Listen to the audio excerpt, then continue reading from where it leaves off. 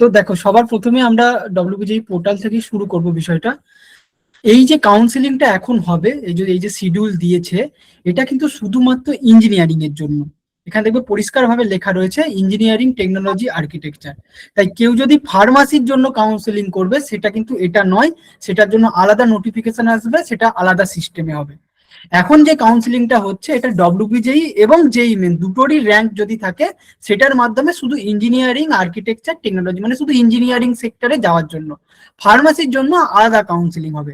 তাই যারা যারা ইঞ্জিনিয়ারিং এর পাশাপাশি ফার্মাসিটাকেও রাখছো দেখবে বলে, তারা কিন্তু এই কাউন্সিলিং এর পাশাপাশি আরো একবার তাদেরকে কাউন্সিলিং এ বসতে হবে। এটা শুধুমাত্র এখন যেটা শুরু হয়েছে কালকে, মানে 30 তারিখ, ওটা শুধুমাত্র ইঞ্জিনিয়ারিং এর জন্য। এটা 30 তারিখে শুরু হয়েছে। আর এটা চলবে তোমার হচ্ছে 5 তারিখ পর্যন্ত। 5 তারিখ পর্যন্ত। তার মধ্যে তোমাদেরকে রেজিস্ট্রেশন করতে হবে। 500 টাকা পেমেন্টের যে বিষয়টা রয়েছে, ঠিক আছে, ওই 500 টাকা পেমেন্টটা করতে হবে, না হলে কিন্তু চয়েস ফিলিং করতে পারবে না। চয়েস ফিলিং লিস্টটা তুমি মাল্টিপল টাইম চেঞ্জ করতে পারো। এই নয় যে ধরো একবার বানিয়ে নিলে, দিয়ে ওখানে আপলোড করে দিলে, মানে সিকুয়েন্সটা করলে তুমি সিকুয়েন্স বারবার চেঞ্জ করতে পারো। আনটিল এই যে 5 তারিখের মধ্যে তুমি ধরো 2 তারিখে একটা সিকুয়েন্স দিলে, তারপরে 3 তারিখে আবার তোমার মনে হলো আগু পিছু কিছু করতে পারো।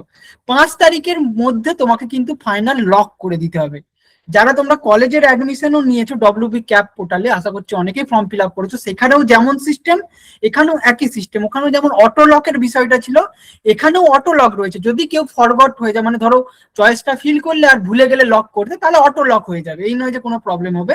কিন্তু তোমরা 5 তারিখ পর্যন্ত যতবার খুশি চয়েস গুলোকে এদিক ওদিক করতে পারো, সেটা কিন্তু কোনো সমস্যা নেই।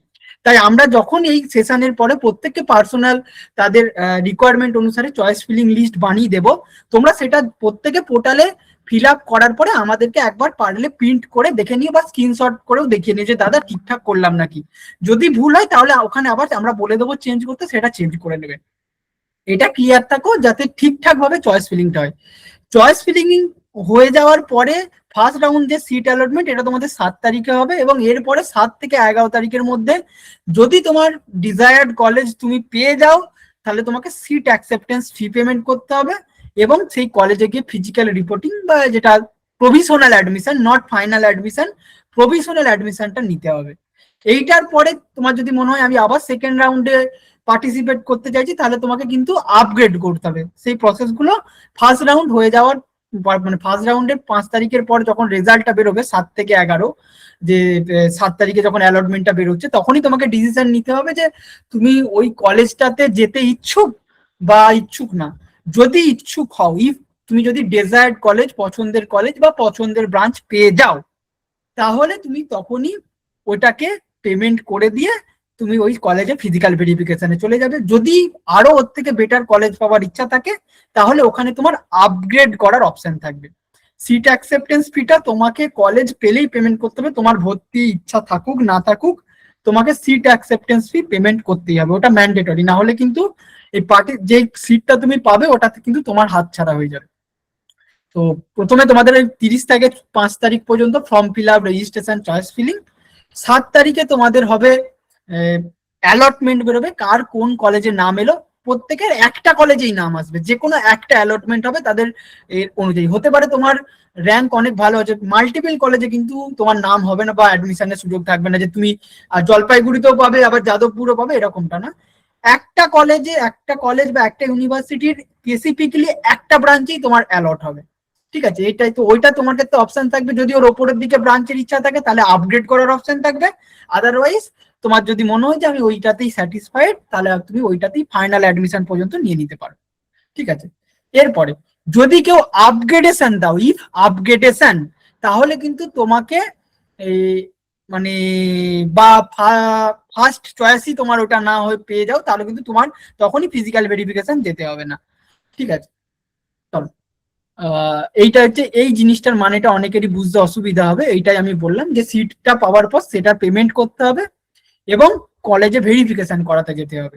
ভেরিফিকেশন কাদের কাদের করাতে যেতে হবে না, যারা 1 নম্বর চয়েসেই পেয়ে যাবে না, এবং যারা আপগ্রেডেশন করাবে না। তুমি যদি আপগ্রেডেশন দাও যে পরের রাউন্ড গুলো তো আমি বসবো, এই যে 2 এ বসবো, 3 এ বসবো, 3টে তো রাউন্ড হবে, তাহলে তুমি তখন এই আপগ্রেডেশন ইয়েস করে দিলে তখন এই যে 7 থেকে 11 তখন তোমাকে ফিজিক্যাল ভেরিফিকেশনে যেতে হবে না। তুমি বাড়িতে বসেই আবার এই পরের রাউন্ড গুলোতে অটোমেটিক চলে যাবে, কিন্তু যেই সিটটা তুমি প্রথম রাউন্ডে পাবে ওটাও হাতছাড়া হবে না, ওটার জন্য তুমি ওকে ওই সিটের পেমেন্টটা করে দিতে হবে, তাহলে ওই সিটটাও তোমার কাছে থাকবে এবং পরের রাউন্ডেও আবার পার্টিসিপেট করতে পারবে। এই হচ্ছে প্রথম রাউন্ডের একটা সামারি। আর একটা সবচেয়ে বড় কোশ্চেন আছে যে দাদা এই কাগজগুলো যে তুমি বলে দিয়েছো বানাতে, কাগজগুলো লাগবে কখন? কাগজগুলো কিন্তু কোথাও পোর্টালে যে ফর্ম ফিল আপ হবে, এই যে পোর্টাল, এখানে কিন্তু কোথাও আপলোড করতে হবে না কাগজগুলো। তোমার লাগবে অ্যাকচুয়ালি যখন তুমি ওই যে কলেজে ফিজিক্যাল ভেরিফিকেশন করাতে যাবে, ওখানে ডকুমেন্ট ভেরিফিকেশনের সময় লাগবে। ডোমিসাইল সার্টিফিকেট সকলের লাগবে। তুমি যখন কাউন্সিলিং এ পার্টিসিপেন্ট একজন 90% আমাদের সমস্ত কলেজ, সরকারি কলেজের সিট বলো বেসরকারি কলেজের সিট বলো, 90% সিট থাকে আমাদের স্টেটের ছেলেদের জন্য, 10% থাকে অনেক বিহারি, ঝাড়খণ্ড, উড়িষ্যা থেকেও আমাদের এখানে পড়তে আসে তাদের জন্য। সব কলেজে এই সেম সিস্টেম রয়েছে। বাকি 90% যে সিট, ওর মধ্যে আবার দুটো কোটা রয়েছে, একটা ডব্লিউবিজেই, একটা জেই মেন। সব কলেজে জেই মেন নেই, কিছু কিছু কলেজে জেই মেন রয়েছে, ওই জন্য এটাকে সেন্ট্রালাইজ অ্যাডমিশন বা কাউন্সিলিং বলা হয়। শুধু ডব্লিউবিজেই র্যাঙ্ক না থাকলেও কেউ যদি শুধু জেই মেনও দিয়ে থাকো তাহলেও তুমি এটাই পার্টিসিপেট করতে পারবে।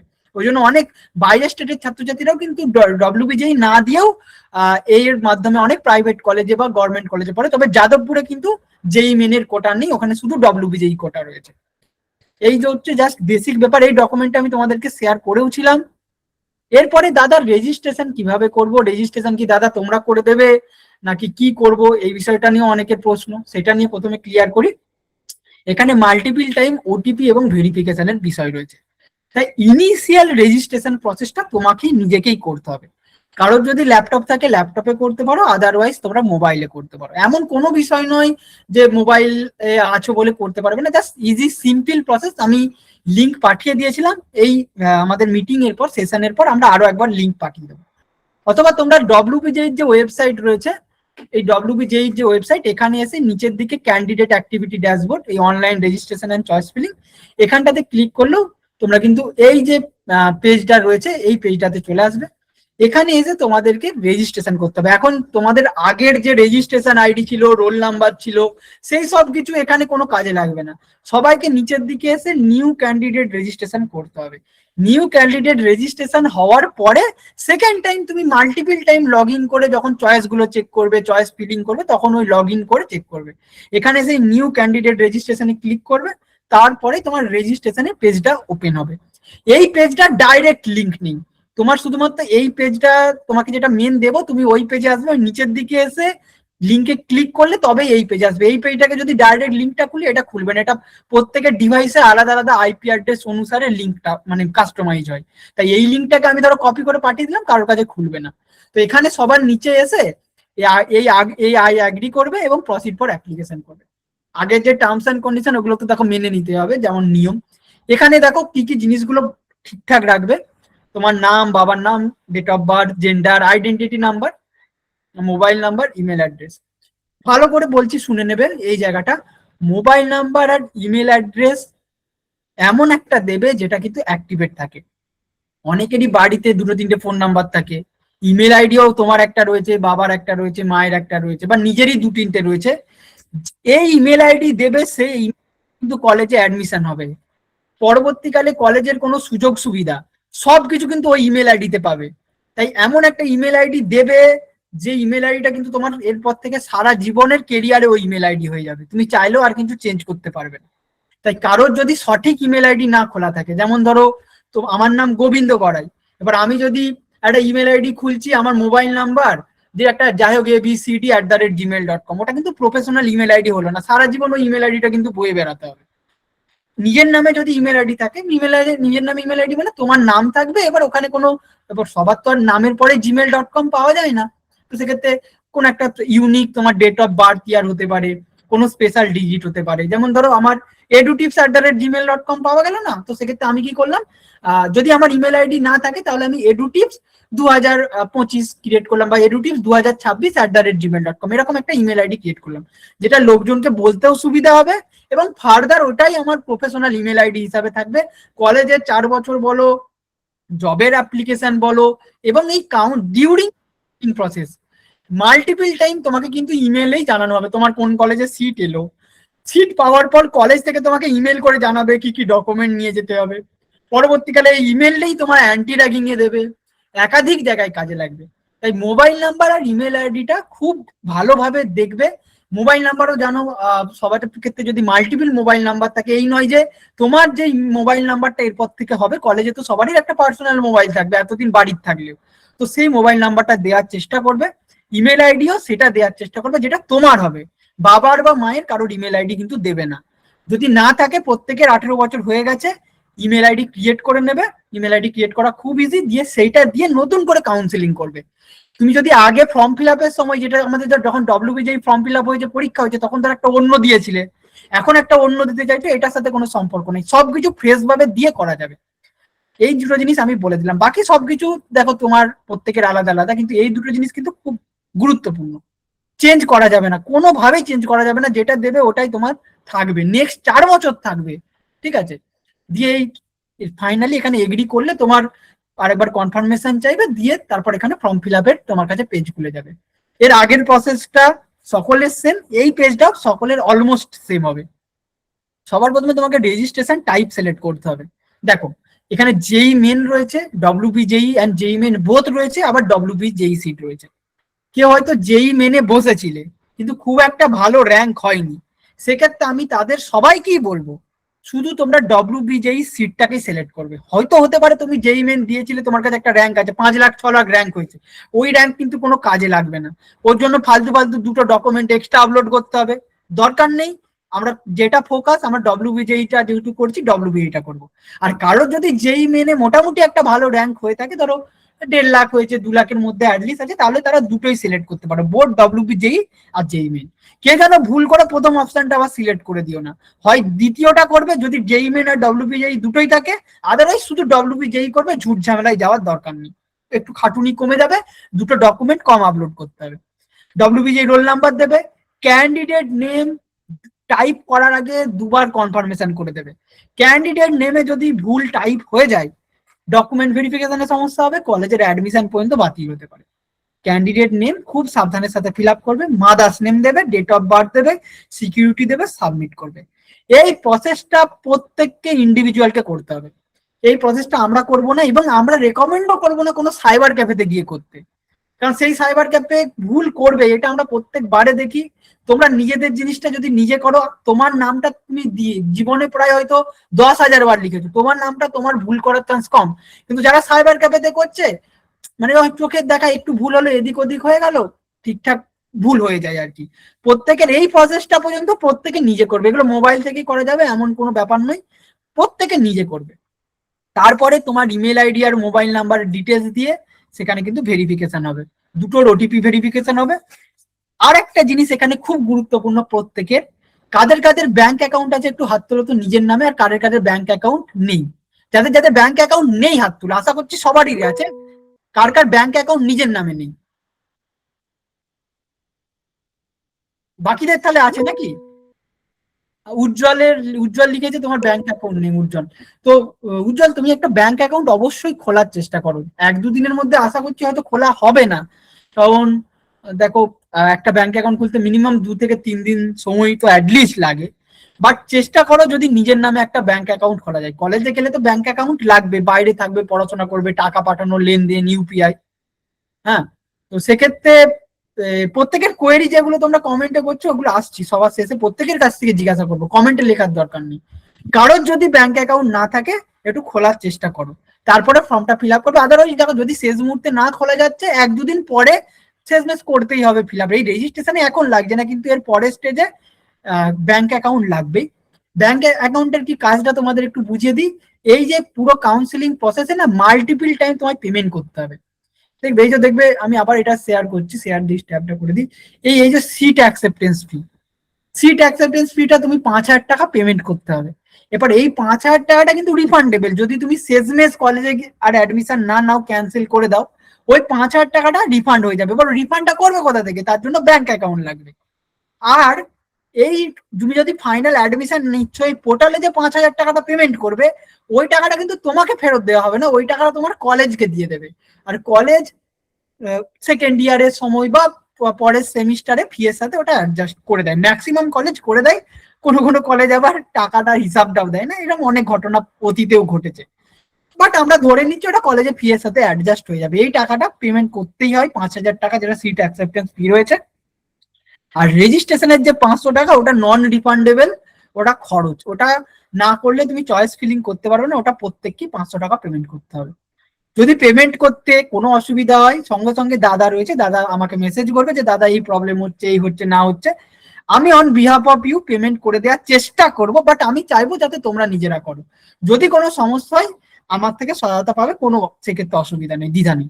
আর এই ফর্ম ফিল আপ আর রেজিস্ট্রেশন করতে গিয়েও সেক্ষেত্রেও কোনো প্রবলেম যদি হয়, স্ক্রিনশট নেবে, আমায় পার্সোনালি পাঠাবে যে দাদা এটা বুঝতে পারছি না, এটা কি লিখবো। ভুল করা বা সাবমিট করার আগে দেখিয়ে নেবে। সাবমিট হয়ে গেলে কিন্তু অনেক সময় আর এডিট করা যায় না কিছু কিছু ক্ষেত্রে, কিন্তু সাবমিট করার আগে তোমরা একটু স্ক্রিনশট নিয়ে দেখিয়ে দেবে যে দাদা এই জায়গাটা আমি ঠিক করলাম তো, এই জায়গাটা ভুল করলাম তো। এই কাজটা তোমরা প্রত্যেকে আজকের মধ্যে করে ফেলো। কি করবে, রেজিস্ট্রেশনটা যেইভাবে আমি এতক্ষণ বলে দিলাম সেই রেজিস্ট্রেশনটা করবে, 500 টাকাটা পেমেন্ট করে রেখে দেবে, ওটা রেজিস্ট্রেশন ফি। চয়েস ফিলিংটা এখন তোমাদের করতে হবে না, চয়েস ফিলিংটা আমরা তোমাদের কালকে, মানে আজকের এই মিটিংটার পরে প্রত্যেকের সাথে আমরা আলোচনা করব, তার প্রত্যেকের যেরকম রিকোয়ারমেন্ট রয়েছে সেই অনুযায়ী তাদের চয়েস ফিলিং আমরা বানিয়ে দেবো। ফার্মেসি কিন্তু যারা একটু লেটে জয়েন করেছে আর একবার রিপিট করে দিই, এই যে কাউন্সিলিং, এখানে কিন্তু ফার্মেসিটা ইনক্লুডেড নেই। ফার্মেসির আলাদা করে আবার নোটিফিকেশন আসবে, সেটা কবে আসবে এখনো জানাইনি, বাট আলাদা করে আসবে। এটা শুধুমাত্র ইঞ্জিনিয়ারিং এবং টেকনোলজি আর আর্কিটেকচার শুধু যাদবপুরে পড়ানো হয়, কিছু প্রাইভেট কলেজে পড়ানো হয়, সেটার কাউন্সিলিং মেনলি ইঞ্জিনিয়ারিং এর। ঠিক আছে, তো এই চলে গেল আমাদের টোটাল, আমি বলে দিই লাগবে।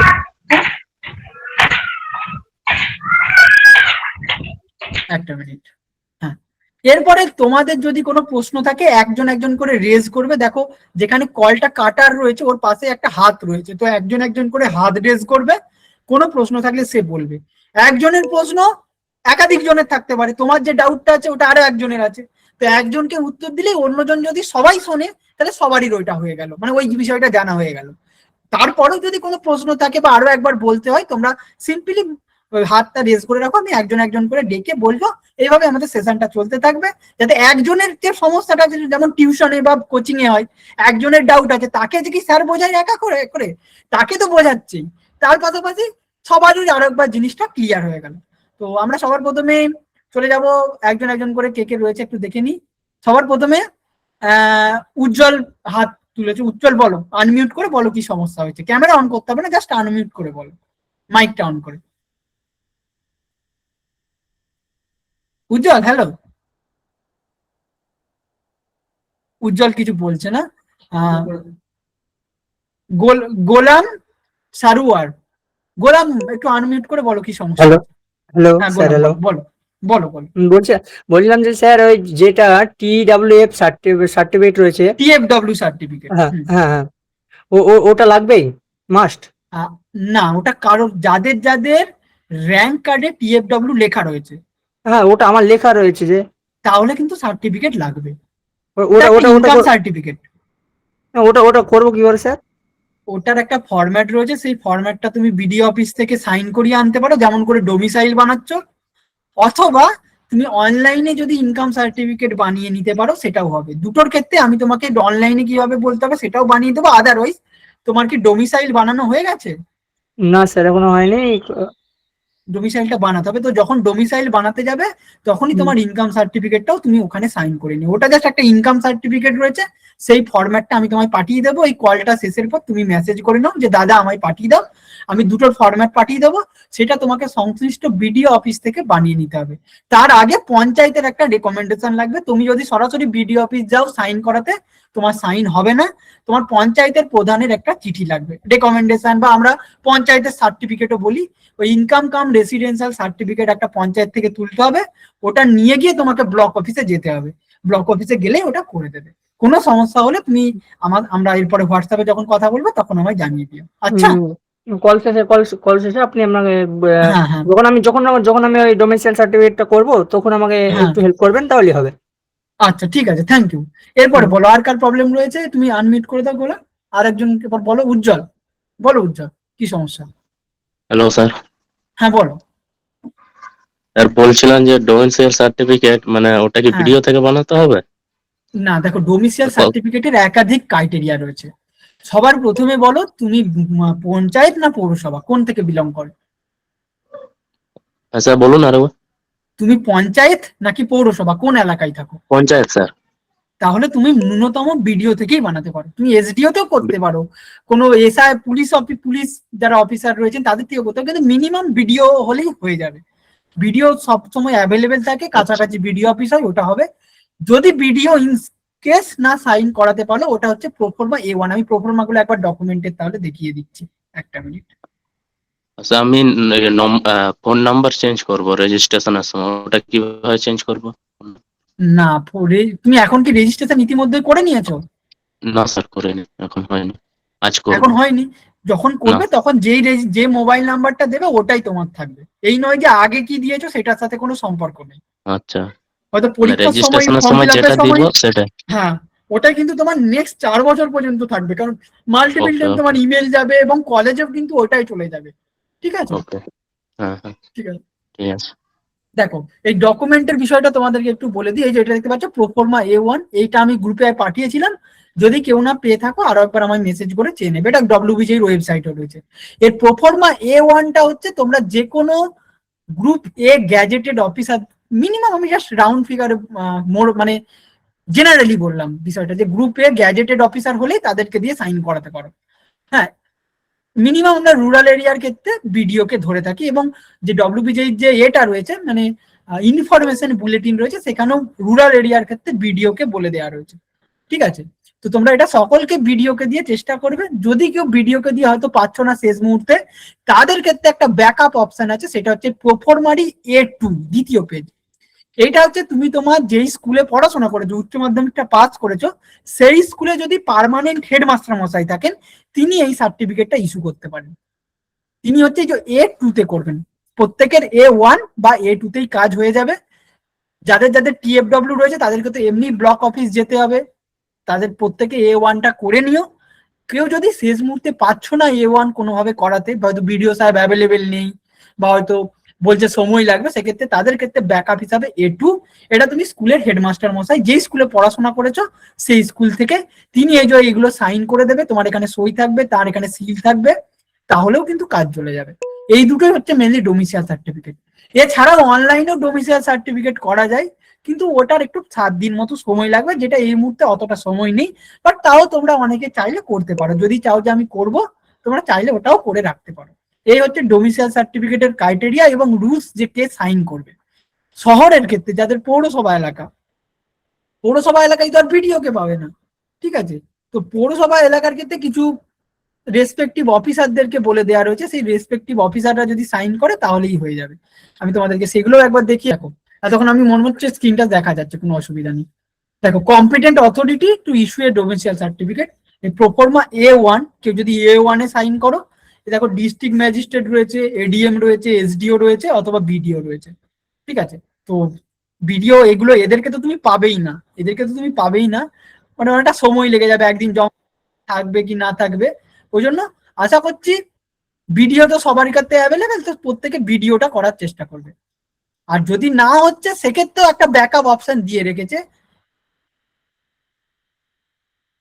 এই যে proforma A2 must be sign and certified by the head of the institution, যেখান থেকে তুমি 10+2 HS পাস করেছো। ঠিক আছে? এটা হচ্ছে ব্যাকআপ হিসাবে দিয়ে দেওয়া রয়েছে। যদি কারোর প্রবলেম হয়, এই ধরো এই ভিডিওকে পাচ্ছ না বা A1টা করতে পারছো না, তারা প্রত্যেককে এই লাস্ট অপশন, স্কুল তো খোলাই রয়েছে, হেডমাস্টার মশাইয়ের কাছে যাবে, ওটা প্রিন্ট আউট করে নিয়ে 1 কপি কালার ছবি নিয়ে উনি এটা বানিয়ে দেবেন, এই যে এই ফরম্যাটটা উনি সই করে দেবেন, A2টা। এই যে, ঠিক আছে? এই হচ্ছে হ্যালো। ডোমিসাইল সার্টিফিকেটের গেল। তো হ্যালো কারোর যদি স্যার। ডোমিসাইল সার্টিফিকেট নিয়ে কোনো প্রশ্ন থাকে বলতে পারো। Sir hello. হ্যাঁ বল। বলছিলাম যে কি আমি তো 10-এ ধরেন মাদ্রাসা বোর্ডে মানে ছিলাম। যে তারপরে সেটা আমি ম্যাটার করে না, সেটা ম্যাটার করে না। তুমি না, ওটা 10+2 যে স্কুল থেকে পড়াশোনা করেছো, মানে ওই যেটা 11-12 যে স্কুলে পড়াশোনা করেছি সেই হ্যাঁ, স্কুলের তোমার হেডমাস্টার। এইচএস সার্টিফিকেটে যে স্কুলের নাম রয়েছে, ঠিক আছে। হ্যাঁ সেই স্কুলের হেডমাস্টার মশাই সাইন হবে প্রোফর্মা A2 তে। কেউ যদি A1টা বানিয়ে নাও তাকে আর A2 বানাতে হবে না। কিন্তু যদি A1 না বানাতে পারছো কোনো ক্রমে, ধরো বিডিও সাহেবকে পাচ্ছ না, তো সেক্ষেত্রে A2টা ওই স্কুলে গেলে, এটা তো দেখো স্যার তো আর, তুমি ডব্লিউবিজেড কাউন্সিলিং করাবে, স্যার তো আর ঘোরাবে না, স্যার যাবে এটা ঠিকঠাক ভাবে ফিল আপ করে নিয়ে স্যার সাইন করে দেবে। আর যারা যারা পৌরসভা এলাকায় আছো প্রত্যেকেই আমি বলবো A2টা করতে, কারণ তাদের যে এগুলো রয়েছে তাদেরকে পাওয়াটা আরো চাপের। যেমন ধরো কমিশনার রয়েছে, ঠিক আছে, অ্যাসিস্ট্যান্ট সেক্রেটারি রয়েছে, এক্সিকিউটিভ ডিরেক্টর রয়েছে, এরকম এমন এমন অফিসারদেরকে বলা আছে পৌরসভা এলাকাতে, তাদেরকে মানে তাদের বাংলা একটা কথা আছে, টিকি পাওয়াই দেয়, তাদেরকে তুমি অফিসে যাবে তাদেরকে পাবেই না। তো তাদের সকলের ক্ষেত্রে যদি পারো তারা SDO তে যেতে পারো, অথবা তারা স্কুল থেকে A2 বানিয়ে নাও, এটা সব থেকে ইজি। কারণ বাকি যে অফিসারদের কথা বলা রয়েছে, পুলিশ ভেরিফিকেশন উমুক তুমুক অনেক ব্যাপার রয়েছে, ইজি হচ্ছে A2 শহরের ক্ষেত্রে। গ্রামের স্যার, ক্ষেত্রেও ইজি হচ্ছে A2, কিন্তু যদি A1 পসিবল হয় করে নিন। বলো। বলছি আমার A1 আর A2 দুটোই করা আছে। ভালো, তুমি দুটোই করে দেবে, এবার যখন তুমি কলেজে ভর্তি হবে তখন তার দুটো দিচ্ছি বললে হবে না, তাহলে যেকোনো কি একটা A1টা দিলেই দেবো? হবে। হ্যাঁ, A1 যদি করে রাখতে পারো, A1 সব থেকে বেশি প্রায়োরিটি। মানে যদি বলো A1 আর A2 কোনটা রয়েছে, A1টা দেবে, A2টা রেখে দিয়ে। আচ্ছা। স্যার ঠিক আছে, বলো। স্যার নমস্কার, বলো। আমি আর হুম, একজন বলো, একজন, যে কোনো একজন বলো, তারপরে একজনের বলা হলে আরেকজন বলবে। সোমেশ রায় বলছি। হ্যাঁ, বলো। নমস্কার। হ্যাঁ, বলছি যে আমার আমি ক্যান্ডিডেটের বাবা বলছি আর কি। হ্যাঁ, তো আচ্ছা আমার আচ্ছা স্যার, বলুন। নমস্কার, বলছি যে দুটো প্রশ্ন আছে আমার। ধরুন হ্যাঁ ও স্যার, বলুন। ওর ইচ্ছা যাদবপুরি আর কি, 1400 মতো র্যাঙ্ক আচ্ছা হচ্ছে। হ্যাঁ, আচ্ছা আচ্ছা, এবার হচ্ছে ওর 6 চয়েস রয়েছে কেমিক্যাল, ঠিক আছে, 6। আচ্ছা। হুম, আচ্ছা, হুম, 5th চয়েসে রয়েছে মেকানিক্যাল, ঠিক আছে। আচ্ছা। আচ্ছা, হুম, ধরুন ফার্স্ট কাউন্সিলিং ওর কেমিক্যাল এলো, নাও আসতে পারে, তাহলে আমি প্রসেসটা হ্যাঁ, করবো হচ্ছে কেমিক্যালটা আমি তাহলে অ্যাকসেপ্ট করবো, পে করবো, সিট তাই তো? অ্যাকসেপ্টেন্স করবেন এবং হ্যাঁ, আপগ্রেডে দিয়ে দেবেন। আচ্ছা, আপডেট দিয়ে দেবো। তারপর আপগ্রেড দিয়ে দেবেন। আচ্ছা, ভেরিফিকেশনটাই করবো, তারপরে নেক্সট না ওখানে গিয়ে না না না, যদি আপগ্রেডে দেন তাহলে ভেরিফিকেশন তখন করতে হচ্ছে না। করতে হবে। আচ্ছা, করতে তাহলে হবে। এবার নেক্সট ধরুন ওর ইচ্ছা হচ্ছে মেকানিক্যাল, মানে টার্গেটটা মেকানিক্যাল, থার্ড কাউন্সিলিং হয়তো এলো, তাহলে পরপর সেকেন্ড কাউন্সিলিং এ গিয়ে আমি সেকেন্ড কাউন্সিলিং দেখলাম সেম আছে, হ্যাঁ। ধরলাম হুম, সেম আছে, তখন তাহলে আবার সেই আপগ্রেডেশনই থাকবে না কিছু করতে হবে ওটা আপগ্রেডেশনে অটোমেটিক থাকবে, ওটা আপনাকে আর কিছু করতে আচ্ছা হবে না। আচ্ছা, এটা গেল, তারপরে ঠিক আবার আছে। একইভাবে থার্ড রাউন্ডে গেল, হ্যাঁ, তখন যদি ওর আপগ্রেডেশন সত্যিকারে হয়ে গেল কেমিক্যালে, তাহলে হ্যাঁ, ওর আপগ্রেডেশন ওখানে চলে আসবে, তখন আচ্ছা ওটাতে আবার আপনাকে অ্যাকসেপ্টেন্স করতে হবে। এটার জন্য আপনাকে টাকাটা পেমেন্ট করতে হবে না, আচ্ছা এই আচ্ছা টাকাটা আচ্ছা ওখানে ট্রান্সফার হয়ে গেল, ওটাকে আপনাকে তখন ওই ভার্চুয়ালি অ্যাকসেপ্ট করে নিতে হবে, তাহলে আচ্ছা আপনার ওখানে সিটটা অ্যাকসেপ্ট হয়ে গেল। এরপর আচ্ছা। আপনি থার্ড রাউন্ডের পরে তখন গিয়ে ফিজিক্যাল ভেরিফিকেশনটা করতে হবে। ও আচ্ছা, ফিজিক্যাল ভেরিফিকেশন তো যখন ফাইনাল ভেরিফাই হবে তখন তখন, তাই ফাইনাল তো? ও অ্যাডমিশন ডিসিশন নিয়ে নিচ্ছে তখন হবে। ওটা আচ্ছা আচ্ছা, ওকে ঠিক আছে। রেসপেক্টিভ কলেজে ও যখন নাম আসবে, মানে ফাইনাল হয়ে যাবে, ওকে ভালো রেসপেক্টিভ প্রশ্ন কলেজ করো। থেকেও ইমেল করা হবে যে ভালো। আপনি এই তারিখের মধ্যে ফিজিক্যাল ঠিক আছে, ভেরিফিকেশনে আসুন। আচ্ছা, আরেকটা জিনিস বলি, ধরুন A1 এটা ভিডিও করার কথা, যদি জয়েন্ট ভিডিও করেন অসুবিধা হবে? দেখুন না, আমি এটা বলে দিই, জয়েন্ট ভিডিওর কাজটাই হচ্ছে ভিডিওর অনুপস্থিতিতে অফিসটাকে চালানো। হ্যাঁ, প্রোফর্মা A1 এ কোথাও কিন্তু জয়েন্ট ভিডিও কথা উল্লেখ করা নেই। তো নেই, সেক্ষেত্রে হ্যাঁ, আমি হ্যাঁ, আপনাকে বলবো জয়েন্ট ভিডিও যদি বানিয়ে থাকেন, স্কুলের A2টাও বানিয়ে রাখুন যদি হ্যাঁ, কারণ আচ্ছা, আপনি দেখুন এখানে কিন্তু কোথাও জয়েন্ট ভিডিও উল্লেখ করা নেই, যদিও উল্লেখ জয়েন্ট করেন। ভিডিওর কাজটাই ভিডিওর অনুপস্থিতিতে কাজ চালানো। হ্যাঁ, কারোর যদি ভিডিও না থাকে বা ট্রান্সফার হয়ে গেছে বা হ্যাঁ, লিভে আছে, শরীর খারাপ, তাহলে তো হ্যাঁ, জয়েন্ট ভিডিওই তার কাজটা করবেন। বাট আমি হুম, হুম, আপনাকে বলবো যেহেতু জয়েন্ট ভিডিও উল্লেখ করা নেই কোথাও, আপনি হ্যাঁ, A2টা একটু স্কুল থেকে বানিয়ে রাখুন ঠিক আছে, থ্যাংক। সেফ সাইডে থাকার জন্য। আচ্ছা, ঠিক আছে, আর thank you. Otherwise joint video থাকলেও হবে, কোনো অসুবিধা নেই, বলুন। আচ্ছা, ঠিক আছে, ওকে। স্যার বলো। হ্যালো স্যার, আজকে হ্যাঁ, স্যার বলো। ডোমিসাইল সার্টিফিকেটের জন্য স্কুলে গেছিলাম, সেখানে হেড স্যার হ্যাঁ, করে দিতে চাইলো না, বললো আমি সাইন কেন করবো না। কেন? বললো যে এখানে তো হেড স্যারের কোথাও করে দেওয়ার নেই, যে ফর্মটা যে ছিল ওটাই তো বলে হেড হ্যাঁ, স্যারের কোনো সাইন কোনো জায়গা নেই। এইটা কি লেখা রয়েছে আমার এখন স্ক্রিনে যেটা দেখা রয়েছে, প্রোফর্মা A2? এটা স্যারকে দেখাতে চাইছিলাম কিন্তু স্যার দেখতেই চাইলেন, খালি সে ফর্মটা নিয়েছিল আর 21 সালের একটা কোনো ফর্ম বের করে দেখিয়েছিল, যেটা হচ্ছে প্রোফর্মা B, বলছিল যে এইটা যদি আনিস তাহলে করে দেবো, না হলে হবে না। বল, প্রোফর্মা বিটাই তো এখন A2 করে দিয়েছে, আগে প্রোফর্মা A B ছিল, এখন ওটাই তো A1 আর A2 করে দিয়েছে। স্যার শুনতেই যাচ্ছে না, স্কুলে বাকি স্যাররাও গিয়ে হেড স্যারকে বললো, স্যার কিছু শুনতেই যাচ্ছে না, বলে ওইটা যদি আনিস তবে করে দেবো। স্কুলে কোনো কোনো বাচ্চাকেই করে দেয়নি। প্রত্যেক বছর তো কিছু নিয়মে চেঞ্জেস হয়, উনি যদি এখনো 2021 সালের নিয়ম নিয়ে পড়ে থাকেন কি করে হবে? এখানে পরিষ্কার ভাবে লেখা রয়েছে প্রোফর্মা A2 স্কুল থেকে হবে, পরিষ্কার লেখা রয়েছে। আর আমি বি, আরেকটা প্রোফর্মা বি তো মানে ওটা সম্পূর্ণ আলাদা। প্রোফর্মা বি কি করে হবে? প্রোফর্মা বি তো যারা candidate not residing in state of West Bengal. তোমরা যদি দেখো, আমি জানি না উনি মানে এটা বলাটা ঠিক নয় কারোর যোগ্যতা নিয়ে, কিন্তু হেডমাস্টার হ্যাঁ, মশাই উনি তো মিনিমাম তো জানেন বাবা। এখানে লেখা রয়েছে for candidate not রেসাইডিং in West Bengal, কিন্তু তার বাবা মারা থাকে। অনেকেই ধরো দিল্লিতে পড়াশোনা করছে বা উড়িষ্যাতে পড়াশোনা করছে, কিন্তু তার বাবা মা এখানে থাকে, তাদের জন্য প্রোফর্মা বি। আমাদের বাংলার ছেলেদের জন্য, ওয়েস্ট বেঙ্গলের ছেলেদের জন্য সিবিএসসি তে পড়ুক আইসিএসসি তে পড়ুক, তাদের যা হবে প্রোফর্মা A1 A2 তেই কাজ চলে যাবে, তাদের জন্য প্রোফর্মা বি নয়। তুমি কালকে আর একবার হেডমাস্টার মশাইয়ের কাছে যাবে, তুমি পুরো পিডিএফটাই নিয়ে যাবে যে দেখুন স্যার এটা প্রোফর্মা বিটা এই বছর থেকে চেঞ্জ করে দিয়েছে, এটা আউটসাইড ওয়েস্ট বেঙ্গলের যারা স্টুডেন্ট তাদের জন্য, নট ওয়েস্ট বেঙ্গলের যারা কারেন্টলি রয়েছে। এই বছর এই যে A2 করে দিয়েছে হেডমাস্টার মশাইটা। তো ওটা তুমি আর একবার কালকে গিয়ে, আজকে তো টিফিনে ছুটি হয়ে গেছিল, তো কালকে তুমি আর একবার যাবে, স্যারকে বোঝাবে, স্যারকে বোঝালেই স্যার বুঝবেন, ঠিক আছে? হ্যাঁ স্যার, এই পিডিএফটা একবার দেবেন, যে A2টা যে হেড স্যারকে দিয়ে করাতে হবে। আচ্ছা ঠিক আছে, আমি পাঠিয়ে দেবো। আমার ঠিক কাছে আছে। একটা ছিল, সেটা টুটা রোমান হরফে ছিল, তাই স্যার বলে এটা তো রোমান হরফে আছে, এটা হবে না। আরে বাবা, এই কি বলে! এটা আমি পাঠিয়ে দেবো, ঠিক আছে? আমি যদি ভুলে যাই এইটার পরে তুমি আমি একটু মেসেজ করে জেনে নিও যে দাদা আমাকে ওই রুলস রেগুলেশনটা একটু পাঠিয়ে দিও, তাহলে আমি পাঠিয়ে দেবো। আচ্ছা স্যার, থ্যাংক ইউ। হ্যাঁ হ্যাঁ, ঠিক আছে। এরপর আর কারো কোনো প্রশ্ন থাকলে বলো একে একে। হ্যাঁ স্যার, বলছি আমি যদি রাউন্ড 1-এ আপগ্রেডেশনে দিই হ্যাঁ আর যদি রাউন্ড 2-তে সেটা আমি পেয়ে গেলাম, হ্যাঁ তাহলে কি রাউন্ড 2 শেষ হওয়ার পর ফিজিক্যাল ভেরিফিকেশনে যেতে হবে? হ্যাঁ, তুমি যদি তোমার ডিজায়ার সিট পেয়ে যাও তাহলে তোমার আর ফার্দার আপগ্রেড করার কোনো দরকার নেই। তো না না। তো সেক্ষেত্রে তুমি ওটাকে অ্যাকসেপ্ট করে ফাইনাল অ্যাডমিশন করে নাও, এবং অ্যাডমিশন হলে যে রাউন্ডে ফাইনাল অ্যাডমিশন করে নেবে, তুমি চাইলে ফার্স্ট রাউন্ডের পরেও করে দিতে পারো, আবার তুমি চাইলে সেকেন্ড রাউন্ডে করে দেবে। যে রাউন্ডে করবে সেই রাউন্ডের এই ডিজায়ার্ড ডেটে তোমায় যেতে হবে। যেমন ফার্স্ট রাউন্ডে করলে 7 থেকে 11, সেকেন্ড রাউন্ডে যদি করো 21 থেকে 23, যদি থার্ড রাউন্ড পর্যন্ত যাও তাহলে 28 থেকে 30। যে রাউন্ডের সিটে ফাইনাল অ্যাডমিশন নেবে সেই রাউন্ডের তাকে ফিজিক্যাল ভেরিফিকেশনে সেই কলেজে যেতে হবে। হ্যালো, বুঝলে? হ্যাঁ বল। আচ্ছা স্যার। প্রোফর্মা এ এবং বি যে দুটো আপনার কাছে পিডিএফ রয়েছে, হ্যাঁ A1 A2, ওগুলো হ্যাঁ, দিয়ে দিলে ভালো হতো স্যার। এইটা আমি PDF গ্রুপে পাঠিয়েছিলাম গোলাম, হয়তো তোমার কাছে গিয়ে পৌঁছায়নি। তুমি কলটা শেষ হওয়ার পরে তুমি আমাকে একবার বলো যে দাদা আমায় পাঠিয়ে দাও, আমি তোমার 3টে পিডিএফই পাঠিয়ে দেবো, ঠিক ঠিক আছে আছে? হ্যাঁ ঠিক আছে। ঠিক আছে। হ্যালো হ্যালো হ্যাঁ বলো। হ্যাঁ বলো তপি। দাদা, বলছি আমি পড়াশোনা 5 থেকে 12 অব্দি একটা স্কুলেই ছিলাম, কিন্তু হ্যাঁ হচ্ছে 5 থেকে 10 অব্দি আমার যেটা নাম ওরা করেছিল SK তৌফিক উদ্দিন, যেটা আমার আসল নাম সমস্ত ডকুমেন্টসে দেওয়া আছে। কিন্তু এরপর সমস্যাটা হচ্ছে 11-এর রেজিস্ট্রেশন করানোর সময় ওরা SK এর পর একটা ডট ফেলে দিয়েছিল, SK ডট তৌফিক উদ্দিন করেছিল। এরপর মাঝখানে ওইটা স্কুলে জানিয়েছিলাম, সেইটা চেঞ্জ করার জন্য বাংলা শিক্ষা পোর্টাল আইডিতে ওরা SK ডটটা তুলে দিয়েছিল।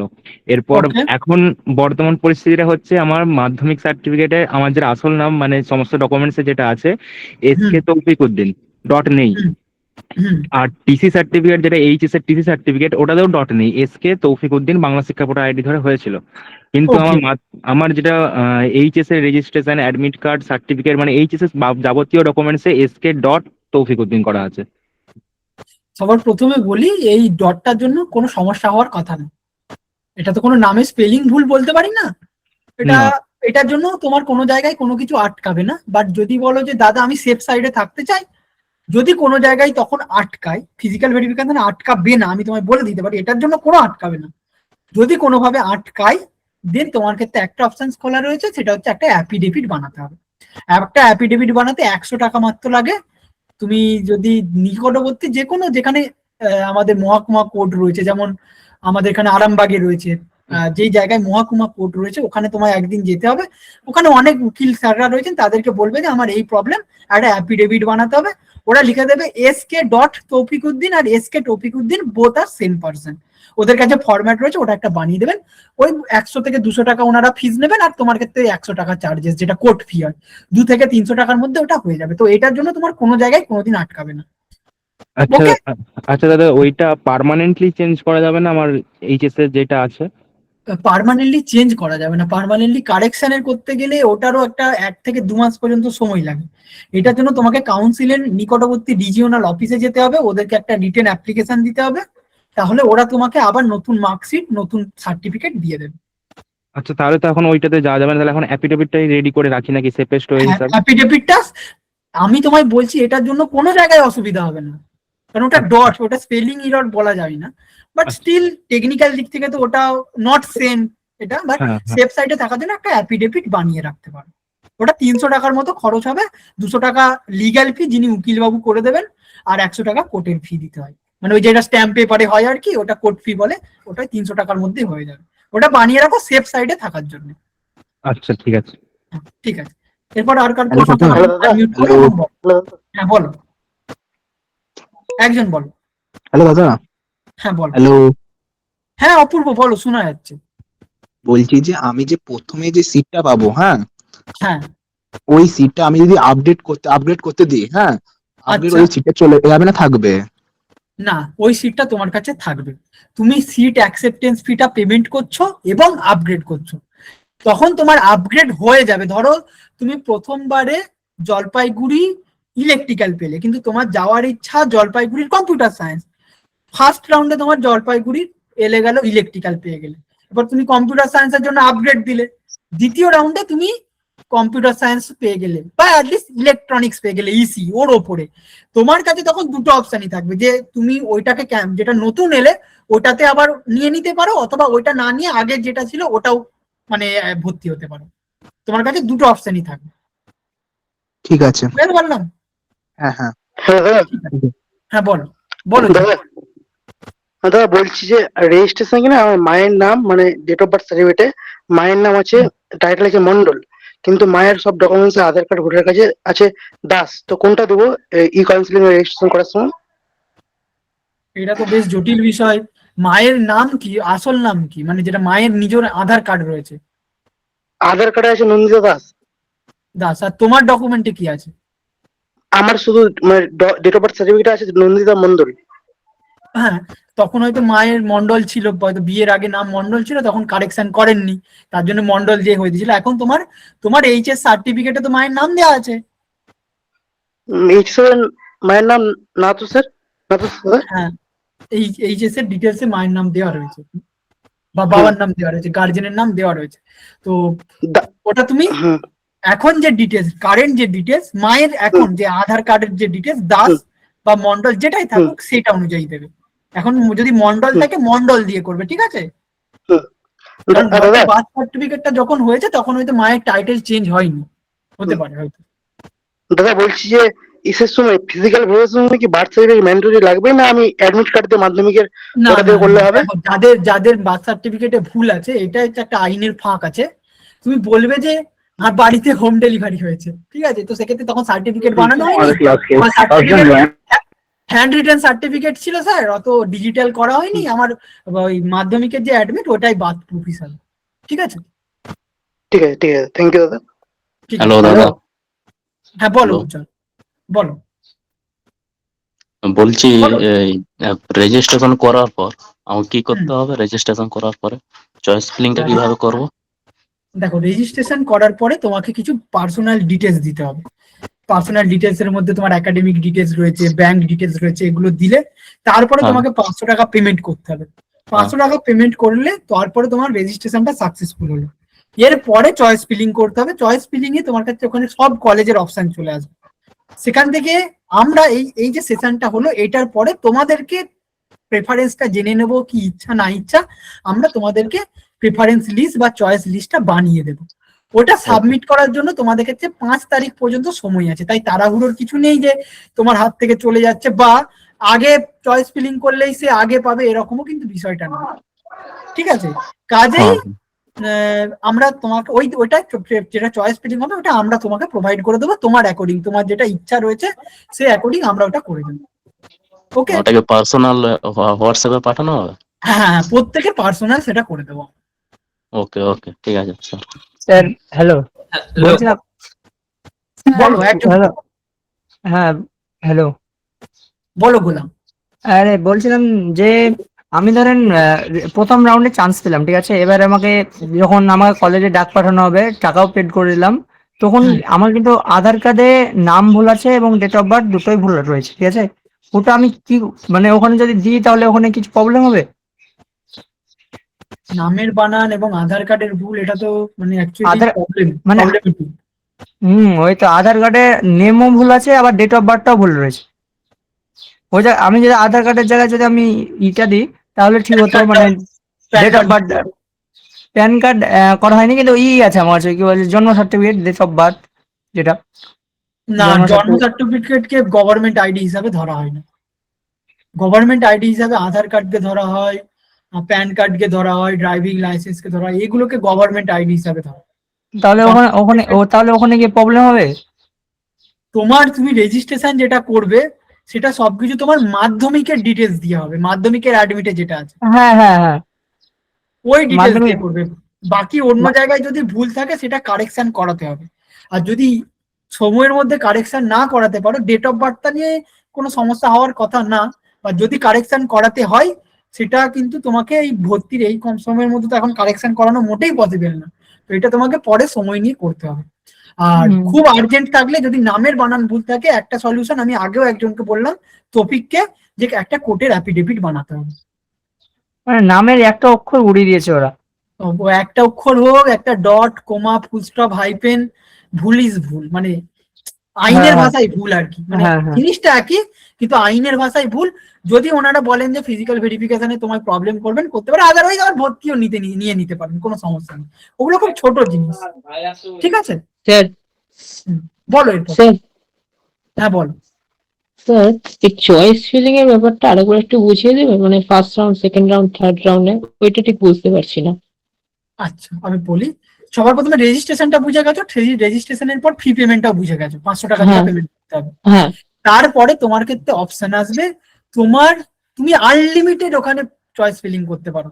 ডব্লিউবি ক্যাপ পোর্টালে অনেকে যারা ফর্ম ফিল আপ করেছে ওখানে কিন্তু 25টারই অপশন ছিল, ডব্লিউবি যেইতে ওটা নয়, তুমি চাইলে 250টাই কিন্তু চয়েস ফিলিং করতে পারো ওখানে। এই যে আমি ধরো এই যে রাউন্ডটা হবে 30 থেকে 5 তারিখ পর্যন্ত যেটা রয়েছে, এখানে তুমি ধরো 100টা কলেজকে এখানে ভরলে, মানে ওখানে নাম থাকবে, সেগুলো শুধু যেমন করে আমরা বাচ্চারা ছেলেরা গেম খেলে এক্স্যাক্টলি ওরকম ধরে ধরে শুধু সিলেক্ট করে আর ওপর নিচ করে দেয়, এটাই হচ্ছে চয়েস ফিলিং। কিন্তু কোনটা ওপরে রাখবে আর কোনটা নিচে রাখবে সেটা আমরা তোমাকে গাইড করে দেবো, সেটা আচ্ছা। আমরা গাইড করে দেবো। এরপরে এই চয়েস ফিলিংটা একবার করে দেওয়ার পর তোমরা চাইলে মাল্টিপল টাইমও চয়েস ফিলিং করতে পারো। ধরো তুমি একবার চয়েস ফিলিং করলে, আমরা যে চয়েস ফিলিংটা করে দেবো ওটা এমন ভাবেই করে দেবো যে আর চেঞ্জ করতে হবে না, সবসময় ওপরের দিকেই ভালো কলেজ থাকবে।